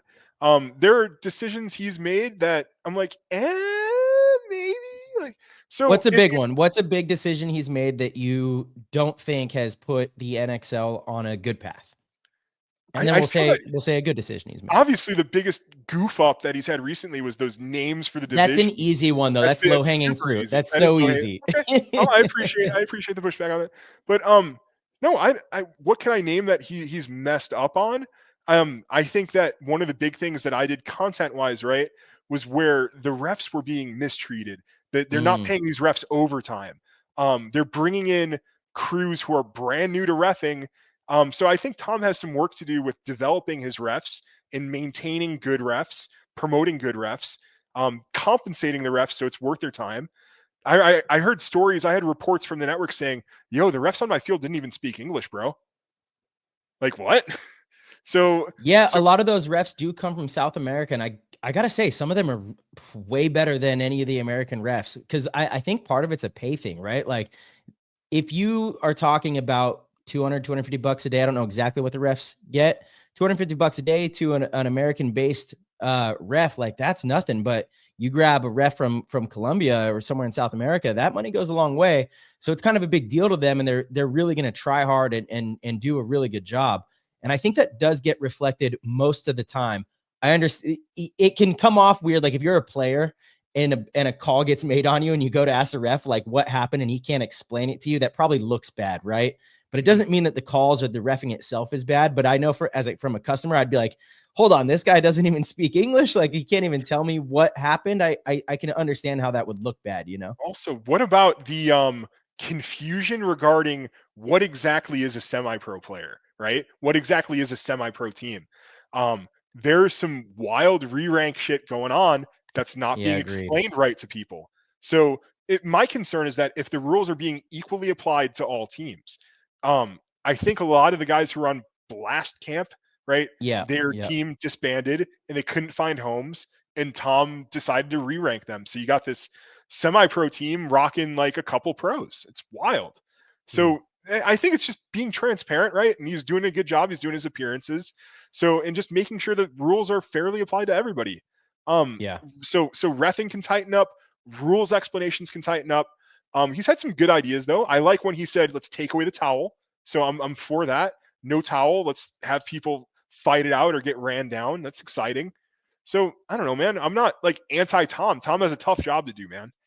He does. Hell We've yeah, actually for sure. we've got him right here, right now, so you guys can talk to each other. We're gonna bring him in the room, and you guys can have a good. Hell yeah, let's fucking do it. I'm joking. I'm joking. I might need another energy drink. That would have been gold. That would have been gold. Greenspan and Tom Cole join the show. No, I mean we love Tom, and actually the re-ranking thing was. I talked to Tom about an hour for that because obviously Wrecking Crew, they were really concerned about it. And I was like, Wrecking Crew, look, you guys got to stop complaining about it. You're putting your energy in the wrong place, you know? And he's like, it's not really, you know, about putting our energy in the wrong place. It just doesn't seem right. And after talking to Tom for like an hour on it, I actually agree with the change. I just said to Tom that the timing of it again is horrible because deep down, you know, the reason you did it was to accommodate those blast camp players. You don't have to admit it, but like that's very obvious what happened. So the timing of it isn't great, but having it to where it's like 25 points, 1 on the pro field is what makes you a pro. You know, his concern is losing players. We don't want to lose players. I understand that. I was like, Tom, optics aren't good. Again, like optics do matter in this thing, you know? So Tom's came for my throat a few times, man. Like after I dropped the interview with the NXL refs, he went on like spick and span. He's like, "Will ball for soup. That should be will lie for views." Motherfucker, what am I doing with those views? What am I doing with my $100? I'm paying my electric bill, maybe. So I don't care how many people watch my shit. I interviewed a disgruntled head ref and we fucking sent it. So again, Scotty, I think a big part of that is you're so misunderstood because if people haven't had that's why I asked if you've ever had a conversation with Tom, because I think you guys would find way more common ground than what Tom's perception of you is. Because if you just see from, I know it was my perception for a long time as well. I didn't know you. I didn't know you at all. I knew this persona that was on Instagram. And I was going to ask you this. What is your fucking profile picture on Instagram? What is that? Like, it's like a robot thing? Yeah. So that's Gundam Nautilus, and that's from Gundam 00. Okay. The cool thing about Gundam Nautilus is it was a big assault heavy Gundam firing beam cannons and shit, but it also sheds its armor and then fights with a fucking sword, a lightsaber. Hey. So wow, okay. So Gundam, if you really want to get into Gundam, I recommend 2 shows: Gundam 00 and then Gundam Iron Blooded Orphans. I would start with 00 and then go to Iron Blooded Orphans. Iron Blooded Orphans, you will cry because everybody you love dies. So like it is a heavy. Epic. So there's politics. I love politics. I studied political science. So the Gundam shows have politics, but also these space battles. It's fucking great. I love Gundam. Shout out to the anime heads. Let's go. Gundam. Yeah. So okay. So anyway, my point being is I didn't know who you were. I just had a voice, this image, and then these videos that some of them appear, you know, pretty negative, or I'm like, why is he exposing things that aren't really his business? And it took me a while to come around to who you are, what your brand's about, and actually reaching out and having conversations with you to where I was like, okay, he's actually a pretty bright individual. He's not just an idiot that's posting random stuff and like vomiting all over the place, again, this is what a lot of people think, Scotty, whether you like that or not. But I believe that's where Tom's like, it's a way to discredit you, right? Is when you just say, oh yeah, nobody knows who that is. He's just doing it for views. It's just a way to discredit you. And it's not genuine, right? And I'm like, if you guys actually had a conversation, I think the conversation would be much different. So again, huge reason I'm really glad you came on the show. I think you really have done a great job of letting the people in a little bit to, one, your history in the game. You've been around as long as just about anyone that's in the game right now. So you have like these avenues because of what you've built, relationships, friendships, you've worked in the industry, you've been a part of it. So you know what you're talking about. You're not just blurting random things out. You absolutely know what you're talking about, and you're very educated. It's something that people don't understand, so it's like things come from a bright place. And so that's was probably the first thing that made me realize, like, I'm kind of interested in what Scotty's doing. And I could tell if somebody is bright or not, typically by how they type. It's pretty easy to see how somebody like responds and how they word things, and I'm like, okay, he's actually pretty bright. This isn't a bozo. So, so why is he choosing this route? And the more that I understood it, I'm like, not the worst. Don't agree with everything you post, but I don't have to. That's the beauty. I'm sure you don't have to agree with everything we do. You don't have to agree with everything I post or PTG does, but we can still, find some common ground and build a relationship, build a friendship. So yeah, that's why I'm like, we got to get Tom and Scott connected on the line. Got to get them connected at some point. Let me just say one thing. Dr. Soup. Scott. Okay. Dr. Soup. Dr. Soup. What's up, guys? Dr. Soup here. What's up, guys? Yeah, baby. It's going to be happening. Yeah. That would have been hilarious if we had Tom and Ryan here ready. Just boom. Sandwich. What would you say to both of them if they were both in here right now? I would try and be nice to Tom and be like, listen, man, I have ideas. You have ideas. Let's talk. Let's just fucking get that dialogue. There we go. That's as far as Ryan, I think that they don't treat me fairly on that show. I don't think Ryan understands why I do this. I have a good anecdote for that, man. When I first started doing this, one of the first big scoops I dropped on IG was Dynasty leaving HK, going to JT.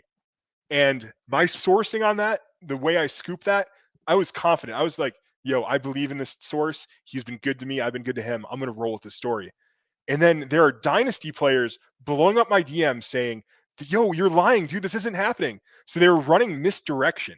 And what I've learned is to trust my friends and not trust the establishment. And I've been rolling like that for a while, and we're mostly right. So I don't know, man. Like, Ryan's a great player. He's been doing it forever. So for sure, dude, Hall of Fame. Not going to argue with that. But he needs to go a little bit deeper into the things that I'm saying and doing to understand where I'm coming from. I don't think he understands me. But if I'm going to be called Will Lie for views on the show, if you're going to be like, yo, this motherfucker, if they're going to have guests on just to take shots at me, I'm going to shoot right back at his show too. And I'm not afraid. He's just a fucking dude. He's a little dude. All right. Well, I want to ask you this. We're all little to you there, Scotty, Mr. 6'4". All right. Yeah, dude. So we're all looking up. Except for those biceps. You got some little biceps, but it's okay. I know you're working on them. Easy. Dude, he will crush you. He'll crush you with those biceps, brother. Chest flex. All right. Hey, Scotty, you can create a villain squad of the most controversial or misunderstood paintball players in history. Who's on the 5-man roster? Okay. Chris Lasoya execution for sure. Okay. Yeah. We also probably should do maybe Matty Boy, the former king of YouTube. He has some controversy involved in his life. Not going to get into that. That's his shit. I respect him too much. But I put Matty Boy on there. Okay, Web Dog Radio. Does that ring a bell for either of you guys or no? No. So Web Dog had this OG drama video of Danny Tiljack cheating in like recreational paintball, like indoor rec ball. It was in my area, and Web Dog was like the first one to bring that controversy in the video. So Web Dog, like, I looked up to him as like a 10, 12-year-old, whatever. But he was putting out content way back in the day. Dude, so Web Dog had like influenced you to like start your journey a little bit, you know? Yeah, because I was reffing his games too when I worked for this little indoor in Chicago. Like, Web Dog that's triple OG. Let's go. who else would be considered villainous? I mean, Saul. Damian Ryan. Damian Ryan for sure. Yeah, like Yeah. you know, Base Lord. We got to get Damian on the line. Yo, I asked Paintball Nerd who the most based and who the most fake based players are, pro players.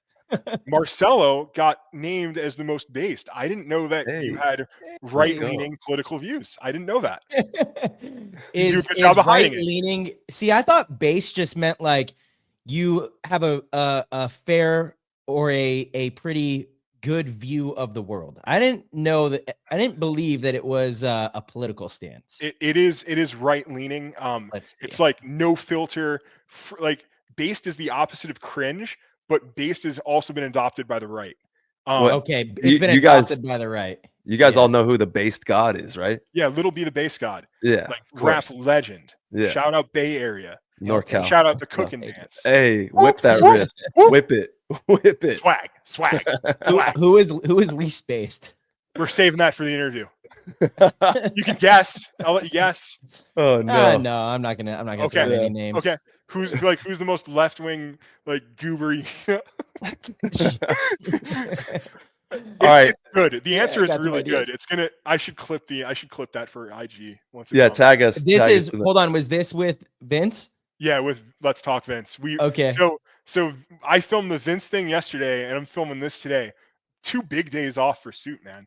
Let's Scotty's go, on Suit. fire. Yeah, damn. The Oh, doctor. yeah, I believe you said with Nerd. So I'm sorry, you did the base thing with Let's Talk Paintball. With Let's Talk. Yeah, yes. yeah. My bad. Dude, I feel like Vince started a political thing on Instagram and then he stopped. I loved that too. Like I loved his form of journalism, and you know, I'm so bummed that he's not in paintball. to be So completely Vince honest, for but- America. Vince for America, that was it. I'll let this out there. He said that he wasn't in a good mental space when he was making that content. He felt that a lot of it came off as a little hateful. And if you go too far right, you do get hateful. For sure. Sure. And I think too far in either direction, you get hateful, right? too far left, you become a communist. Too far right, you become hateful. But there are hateful communists. So yeah. Yeah. Fair. Yeah, absolutely. So he went a little too far right, and he put out some hateful shit and some controversial shit. He's like, this isn't me, but the dudes who I work with in my blue collar gig, they love it. Vince did 90% of the talking yesterday. He did 90% of it. When is that going to be dropping on your channel? And everybody, show love for Will Ball for Soup. Go give him a sub. Will Ball for Wow. Soup. On, I mean, YouTube. you got to Yeah. change it to Dr. Scotty now. Like, Yeah, you need yeah, Dr. Soup. No, I'm not gonna Soup. give anybody legal advice unless you're like inner circle. There has been people I've given off the record. I can't say that. That's not legal. Yeah, I've done that for top tier friends. There you go. Occasionally, I will give you a legal analysis if you ask me nicely. Good. But I don't know, man. Like, thank you for that shout out, Tyler. I don't care Yeah. about the numbers though. I don't fucking care. No, Like, it's it is what but it is. you know, we're talking about entertainment. You're definitely holding it down for the entertainment value and bringing people the scoop on what's going on in paintball. So, yeah, like I said, sub to the YouTube, and then also the Instagram is the same, right? Will Ball for Soup on Instagram. Correct. So head Will on Ball over for there. Not him a on follow. Facebook because I'm not arguing with idiots all the time. I'm not going to waste my time. Dude, I see e-fight people like maybe 4 years ago. I'd e-fight the fuck out of everybody. But Yep. now I've kind of understood that I will e-fight people who are important enough. So if it's just some average Joe is just coming at me like, fuck Soup, like, all right, whatever. Yeah. But if it's Nah. somebody important, we're going to send it. And I'm not Send it. afraid. Not afraid. All right. So before we head into the Discord questions, I want to ask you. Whoa, looking back- Discord questions. Yeah, we got the PTG world to shout out. They're excited that you're here. Looking back on the journey, what's been the most rewarding part of building Will Ball for Soup? The most rewarding part is, dude, and I'm such a unique person. It's hard for me to make like lasting friends. I'm an acquired taste. I'm super eccentric, whatever. There are people who've been rocking with me since they were in like 8th grade, and now they've graduated college, and we're still homies. So there have been long-term friendships that I've cultivated through this, and that's great. Like you're not a fan, you're not a customer, you're a homie. And like, dude, Mhm. anytime you need any advice in paintball, like I'm here. So I've been able to give. There's this era of like big bro Soup, right? And there were people who were asking me like questions all the time when I'd be dropping the life story content. Like for example, this kid is now playing semi-pro, but when he was a kid, his manager at the field that he worked with was stealing his tips. And I'm the type of person who you can reach out and talk to about that situation. And I helped him get through it. And then he made it to semi-pro. Yeah. So shout That's out cool. Colin. Yeah, Colin, let's go, baby. Here we go. Yeah, Calling it amazing. semi-pros, manager stealing his tips, that motherfucker. not cool. Not No. cool. A lot of snakes out there, man. A lot of snakes. So like that's Yeah. like really, really gratifying to see that there's been long-term friends that I've made just through the content. I love it, man. Love that. All right, let's dive into PTG world. March, you got one ready to go? I do. This is from Grayson Gladstone. He wants to know, what's your favorite Scotty scoop so far? I would say the flip-flops that I've reported in this off season have been wild. And then kind of also getting into like, why are the flip-flops happening? So Russians were trying to get Mikey to sign this deal where if he leaves before the term of the contract is up, he's got to give back all of his money and all of his guns and shit. So I'm like kind of calling off-season plays. So I was right about Impact trying to make a super team. I was right about every single person they made offers to. And I'm like, they landed all the offers. So kind of just breaking down where we're at in processes. Like I love that shit. We didn't really land one of them. Well, you did, and then there's a flip flop, and Yeah. so we got a 2 flip flop season is just crazy. I love it though. Yeah. I love the drama. I also like kind of showing off, hey, this is what's coming next product wise. So I like being steps ahead. It's just fun and gratifying, and dude, it's just something to dig into and talk to people. I love it. Well, hey, we would love to have you in PTG world. Is that something that you're open to joining us in our Discord? I mean, if I have time, I guess I don't use Discord. Well, you don't have to, you don't have to sound off every day, but it would be dope to have Soup in the Discord in PTG world. I'll join your Discord. Sure, dog. Dude, let's run it. I think my Discord is like link. Soup into Coop. I think that's what I am. Soup into Coop. Since I got this corporate job, I got 90% of my dream car. My dream car is the BMW M4, but now I have a 430. So it's like the smaller engine 4, but it still looks like a M4. Yeah, and everybody, if you're enjoying the show, please chip a bucket in the bucket and help us out with the show. It's all through Patreon, and we have our Discord connected to that. Super manageable tiers and a lot of fun with tons of really enjoyable threads. It's like the new era PB Nation. I know we were talking about PB Nation earlier, but we created PTG Nation, and it's popping off. We're having a lot of fun in there, and we cannot wait to see you in there. Head over to the website, ptgpodcast.com. You can find it at the orange Patreon link. Verbal has our next question. He's saying, Scotty, favorite food, favorite place to eat it? This is the classic question from Verb. Yeah, Verb's been an awesome guy. I've had Verb's back on some stories that we've collaborated together on, some injustices done to his media rights. Always down to support an underdog, especially like, dude, I want professionals in the scene to make their fucking money too. I want the two of you to make your money to where you don't need to do anything outside of paintball, to where paintball pays for your lifestyle, man. Like I'm totally on that. Favorite foods, easy one, I would say I love a rotating sushi bar. Like that environment for me is great because you can just grab it and eat it. There's no wait time. So I love doing that. The boats.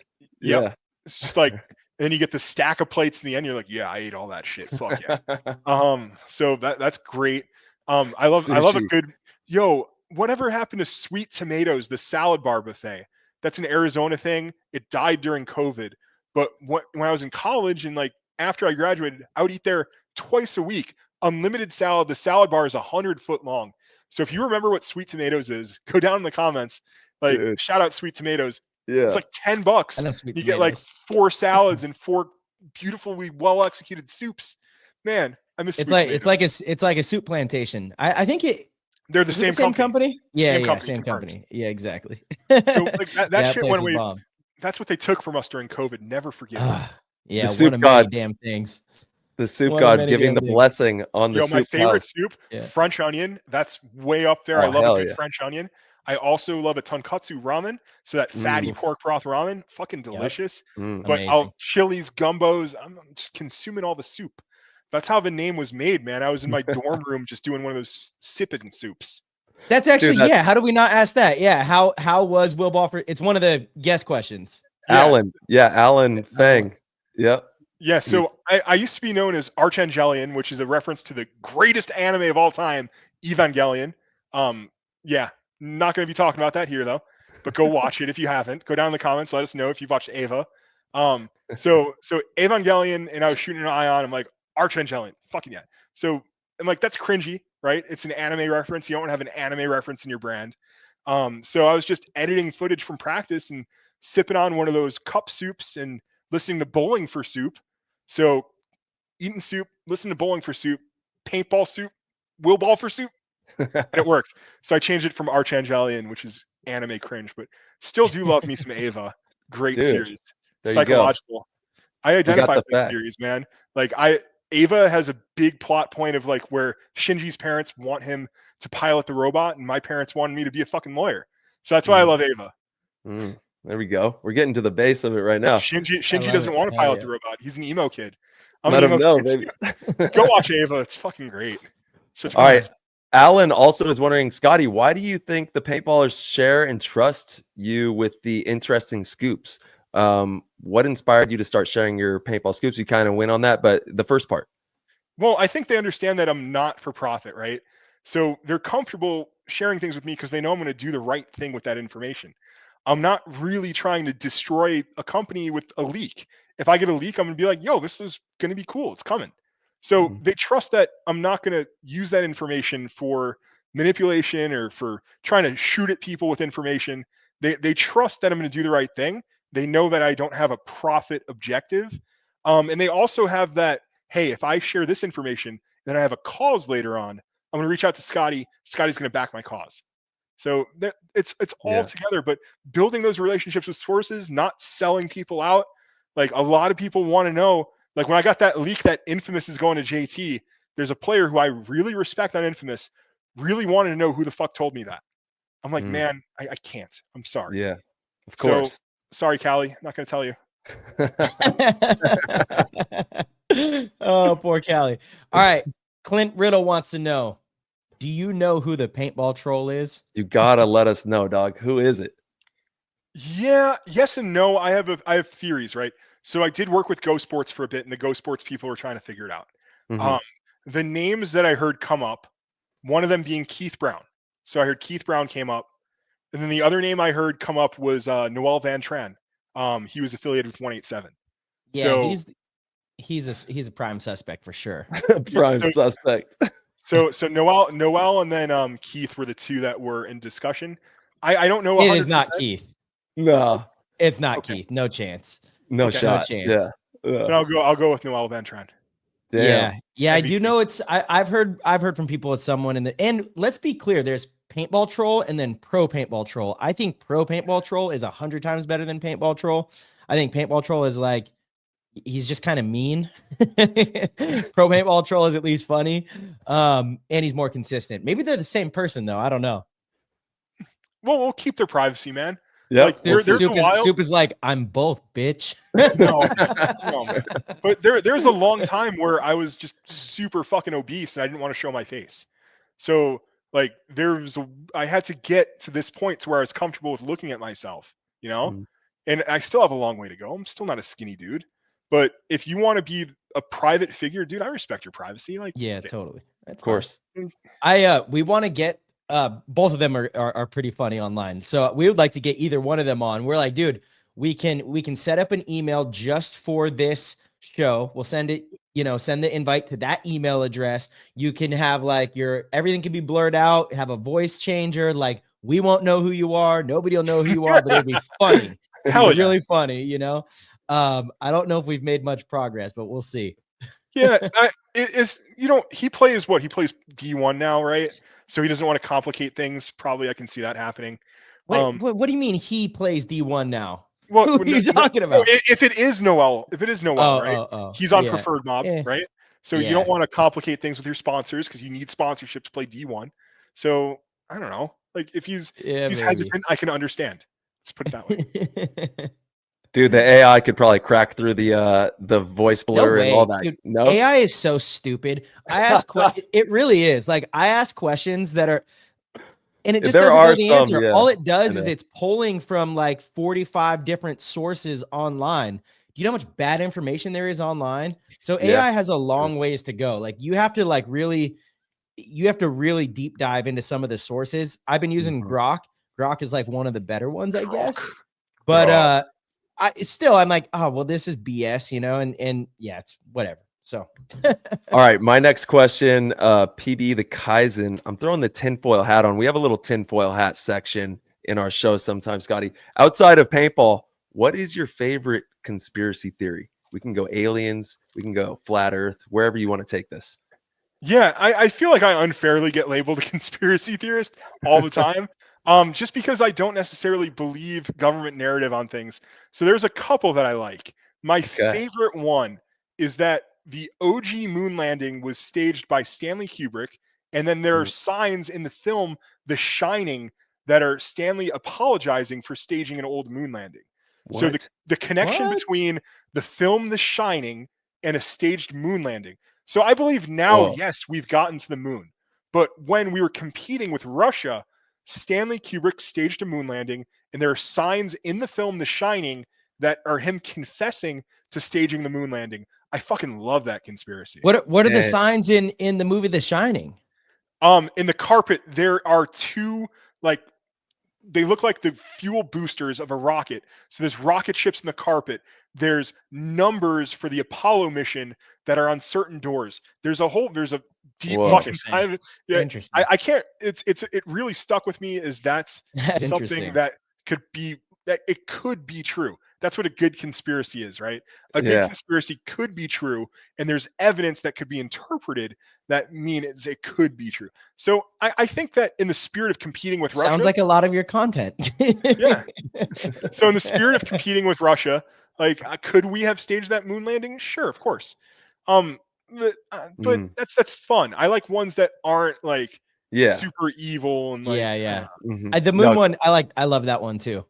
I do. That's a fun one. Yeah. And there's a YouTube video about it. If you search fake moon landing, The Shining. The Shining is a great movie too. Oh, dude. So I'm definitely searching that because I've never heard that version of it. Yeah, go take some Damian Ryan gummies and go watch that. Enjoy yourself. All right, there we go. Tinfoil hat talk. I love it. Awesome. Okay, let's see. We got wow, some good questions in here. There's a lot in here, so thank you to everybody. Joshua 17. I know, dude, we're dominated. Joshua 1776 wants to know who's going to win the rest of the events and who is moving teams next. So I expect the favorites to win, right? So the favorites are Impact and Fit.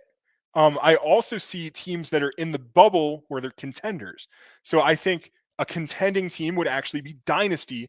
I fucking hate saying it. I wish it would be over, but it's never going to end, dude. As long as those guys are at the helm, like, that team is always going to be in contention. They knew that Joby and Chris Shear, Joby and his former teammate from Infamous. Kyle Berry. He wasn't on Infamous though. No, he's already been on Dynasty for a few seasons. Harrison Fry. Sorry. Harrison Fry. Yeah. So they knew Joby and Harrison Fry would cook. So I didn't know it was going to work that well. I think it was going to work, but damn. Well, I'm not going to lie. Ryan actually reached out to me after I made the move and was asking about, players. And I was like, Joby's, he's the guy. He's the one you want. Definitely pick him up. And he's like, really? You're kind of fucking with me, right? And I was like, dude, Joe's good. Joe's really good. And it was funny. I couldn't believe it. It was like Ryan and I talked more, I think, after I had left the team on the phone than we did the entire time that I was on the team. It was kind of interesting.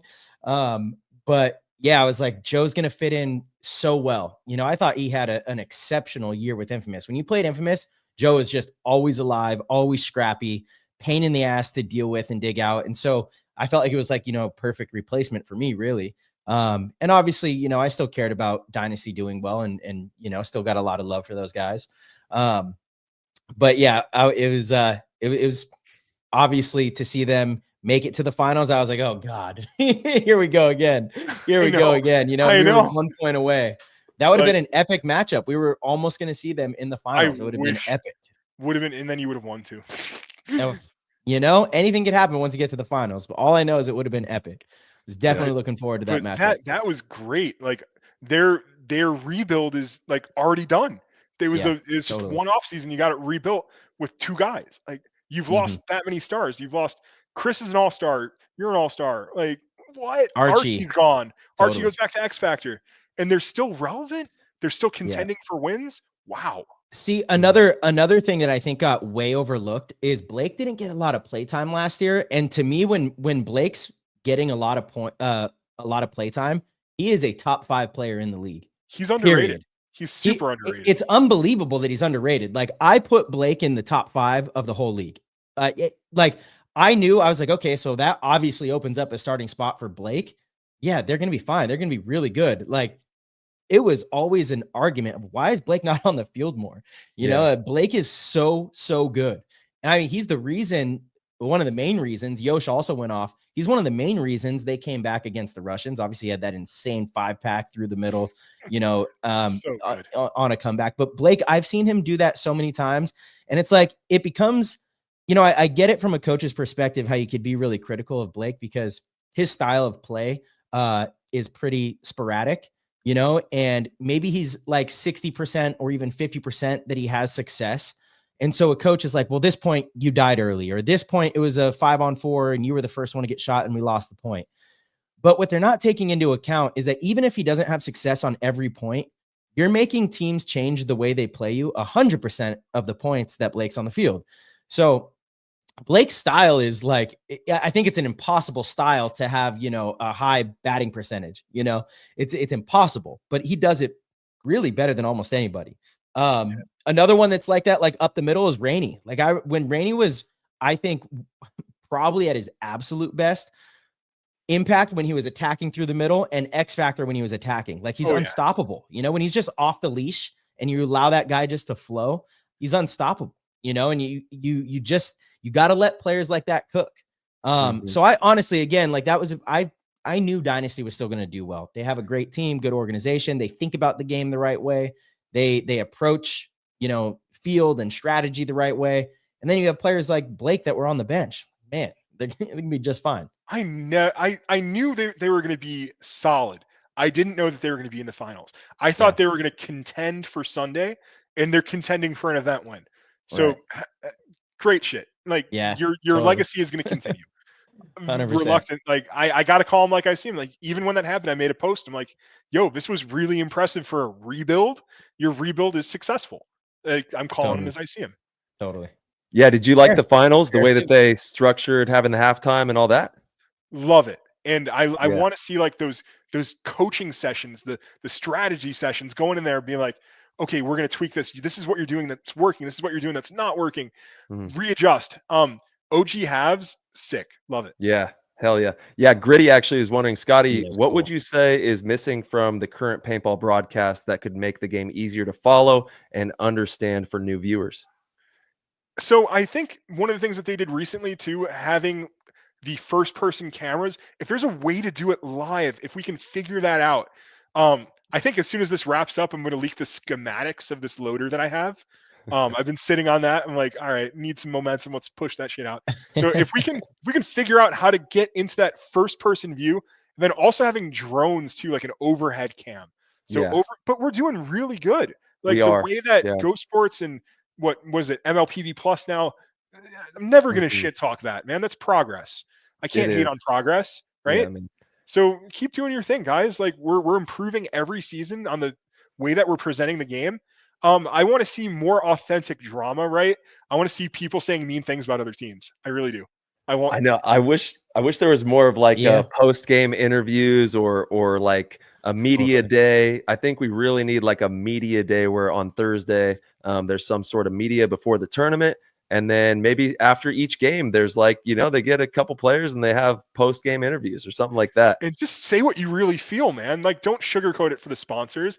Like, how do you really feel? Did he wipe his loader on the dive? Fucking tell us, dude. I shot him 3 out of 4 times running the corner, and 2 out of the 4 times he fucking wiped that. Like, tell us, dude. Yeah. No, that would be we're talking about entertainment, man. I'm a really good cheater too. I'm a great cheater. I'm shameless. Like, I'm going to your fucking local 3-man. I'm wiping. I don't care. Fuck it. Oh man, just incriminating yourself on the air. I thought you were an attorney. I thought you were, you know, I thought you passed the bar. I'm an honest man first. I'm like, when I played events, dude, when I reffed events too, I would let the homies fucking get away with everything. I'm like, yo, you're homie. Like, fuck it. Like, go ahead, slide that shit off, man. I didn't see anything. Dude, we were doing so good. Yeah, we were doing so good. My opinion on cheating is like, yo, catch me if you can. Yeah, hey, it's definitely, I mean, it is happening out there. I do not subscribe to cheating because it's just, for me, my players are going to handle business. You know what I'm saying? Like, if I get hit, I'm coming out because I know my guy, Marcelo, Rainey, whatever, the Canadians, whoever's It's not worth it. It's not my worth it. teammates are going to go in and put the work in. You know what I'm saying? But it is definitely happening out there. We see it all day long on the pro field, obviously divisional. It is crazy, some of the stuff that's going on out there. If you're not doing it, Facts. they're going to do it to you. Well, your level, right? There's so many more eyeballs on it, so it's Yes. harder to accomplish. You play Uncle Bob's Backyard 3-man. Uncle Bob's Backyard 3-man. It's going down in boy. the trenches for sure. Down, Yeah, baby. for sure. Yeah. For sure. All right, Osborne for this. This is my last question from the Discord. Osborne for this wants to know, Scotty, if you were the head of the MLPB for a season, how would you leave your mark? So the first thing I would do is I would make sure we get that big media deal done. We get this show somewhere where there's going to be a ton of eyeballs. And then the next piece of that too, and this is a great question for Tom. So if you do sign that big media deal, if like the UFC bites on it, if ESPN Plus bites on it, if HBO bites on it, how are you going to distribute those funds to the players too, right? So there's going to be a big fucking windfall of cash, but who's going to be eating with that money? Is it going to be league management or is it going to be the talent, right? So I would aggressively work that media deal with somebody, Netflix, HBO, whoever. And if we're not there yet, I would be open and transparent about what we need to do to get to that point. So if it's more eyeballs on the social, I would tighten down. I'd hire in the social team, get the numbers to where we need to be. I would just stuff like that, right? But the main thing is the little snippets that we've gotten on TV haven't been enough. I want a full like season broadcast the best way possible. So focusing on getting it out there, because when the media deal hits, that's going to give us a new golden era of paintball. I remember watching the Mohegan Sun tournament on ESPN2 and then going to play a tournament a few months after. So I want that like new renaissance of big media embracing paintball. I think we're on our way. I genuinely do. And I know, like, obviously Hertz, has sponsored Landry Logistics, but they're not putting in, it's not like they're putting in $500,000. Even let's say it's a couple 100,000. I honestly don't have like the hard number. I don't know it. I have like my guesstimates of, from different conversations, but let's just say it's a couple $100,000. What I think the league is doing right now, because that's not really enough to make the league better and trickle down to all the players. But like you look at stuff like the venue that they just rented out for the summit, that's expensive. They did hire on the UFC guys as like consultants. That's a cost, so they are doing things with these funds to try and get more eyes on the sport, make things more exciting, provide a better experience. Like, dude, the Tampa event was, I meant to ask Tom, I wonder how much that venue was to go to Raymond James Stadium, even though it was obviously the parking lot, but it was epic. I mean, Scotty, did you like, yeah, the photos of it, dude. The sign. So sick. I played a bunch of events. PSP Phoenix. It was giving me PSP Phoenix vibes. Yeah. Best national finish I've ever had was at a PSP Phoenix. Yeah, man. The event looked amazing. I loved it, dude. I love like having our brand and then a legitimate sport. It adds legitimacy to paintball. So for sure, dude. Like the league's doing a lot of things right. They are. I don't hate everything. I don't hate on things just to hate on things, Totally. No, of course. All right. My last question. Dude, 2 hours. Holy shit. Yeah, we ran a racket in here. And everybody sound off in the Discord too. Thank you so much for being a part of the program. Once again, go to the website, join us in the Patreon if you want to tap in on the chat. We've got, let's see, my own personal question before we round out the show. If you could say one thing to every player, every coach, and every fan of the game, what would it be? Don't be afraid to say hard things that might be taken the wrong way. If you believe in what you're saying, just fucking send it, dude. Like, don't be afraid to be yourself. Don't be afraid to have a strong opinion. Don't be afraid to be the loudest guy in the room, man. Like, there's spots in this culture for those people. And that's what I loved so much about paintball. Like, I didn't fit in with the football team, dude. I totally didn't, but I definitely fit in with the paintball team. So this is a place where you can be yourself and be as loud as you want to be, right? So that's the card that I've been playing, and I don't know if it's been working. I'm on Play the Game. Let's go, baby. Let's go, Yeah. baby.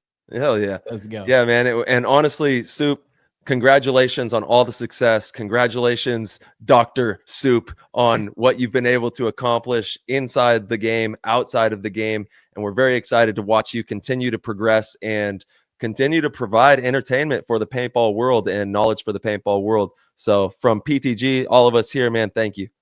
This Absolutely, has been brother. Revolutionary, man. This is gonna break the fucking internet. Yeah. And I'm sure you guys are you're gonna get this thing up before I get up the Vince interview too. So it's like, all right, I gotta do some editing, but I gotta eat dinner first. This will be up in like an hour, bro. Yeah, you better be up in an hour. Oh wow. Yeah. Better go get like a 12-pack and just get drunk and rewatch it. Nah, this is gonna be great, man. Definitely thank you for coming on. Like I said, I think it's great to show people this side of you. Again, your type of content is important to the game. It's the type of content that we're gonna have more and more of as we develop and grow as an industry. And yeah, man, love what you're doing. So maybe we need to have a little segment here, like every so often, where you come on and we just talk shop and connect. Yeah, I feel really good about this. I thought that you were gonna lay some traps because you're a smart guy too, Marcelo. So I was trying to predict some of the traps that you were gonna set for me, and then navigate through those dialogue trees mentally to prepare for them. So I did that studying, expecting some traps, and you didn't set them. So this went better than expected, man. Yeah. Yeah, baby. I told you I genuinely wanted to have a conversation with you about, what makes Scotty tick. What is the reason behind your content? And get to the bottom of that and who you are as a paintball player and a paintball personality. So I think we accomplished exactly that.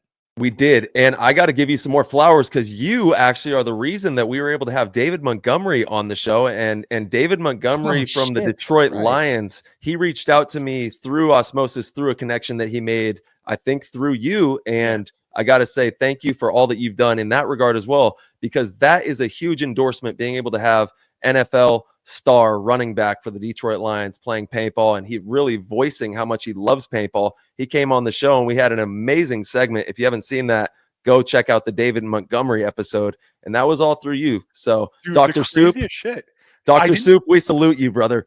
Dude, I didn't know he was David Montgomery when I met him.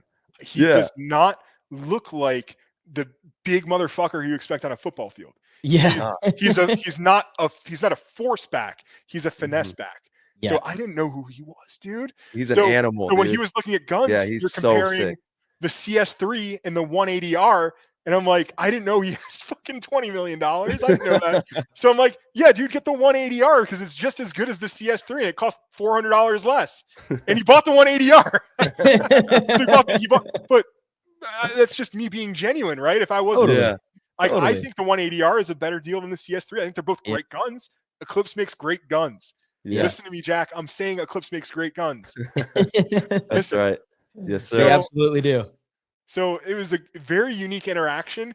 We got him to show up to like a D4, D5 team practice. Shout out to Arizona pole position. Thank you guys for letting us play with you guys. Like, and he was, dude, there's a clip of him running to like the 50 brick. He's quick, man.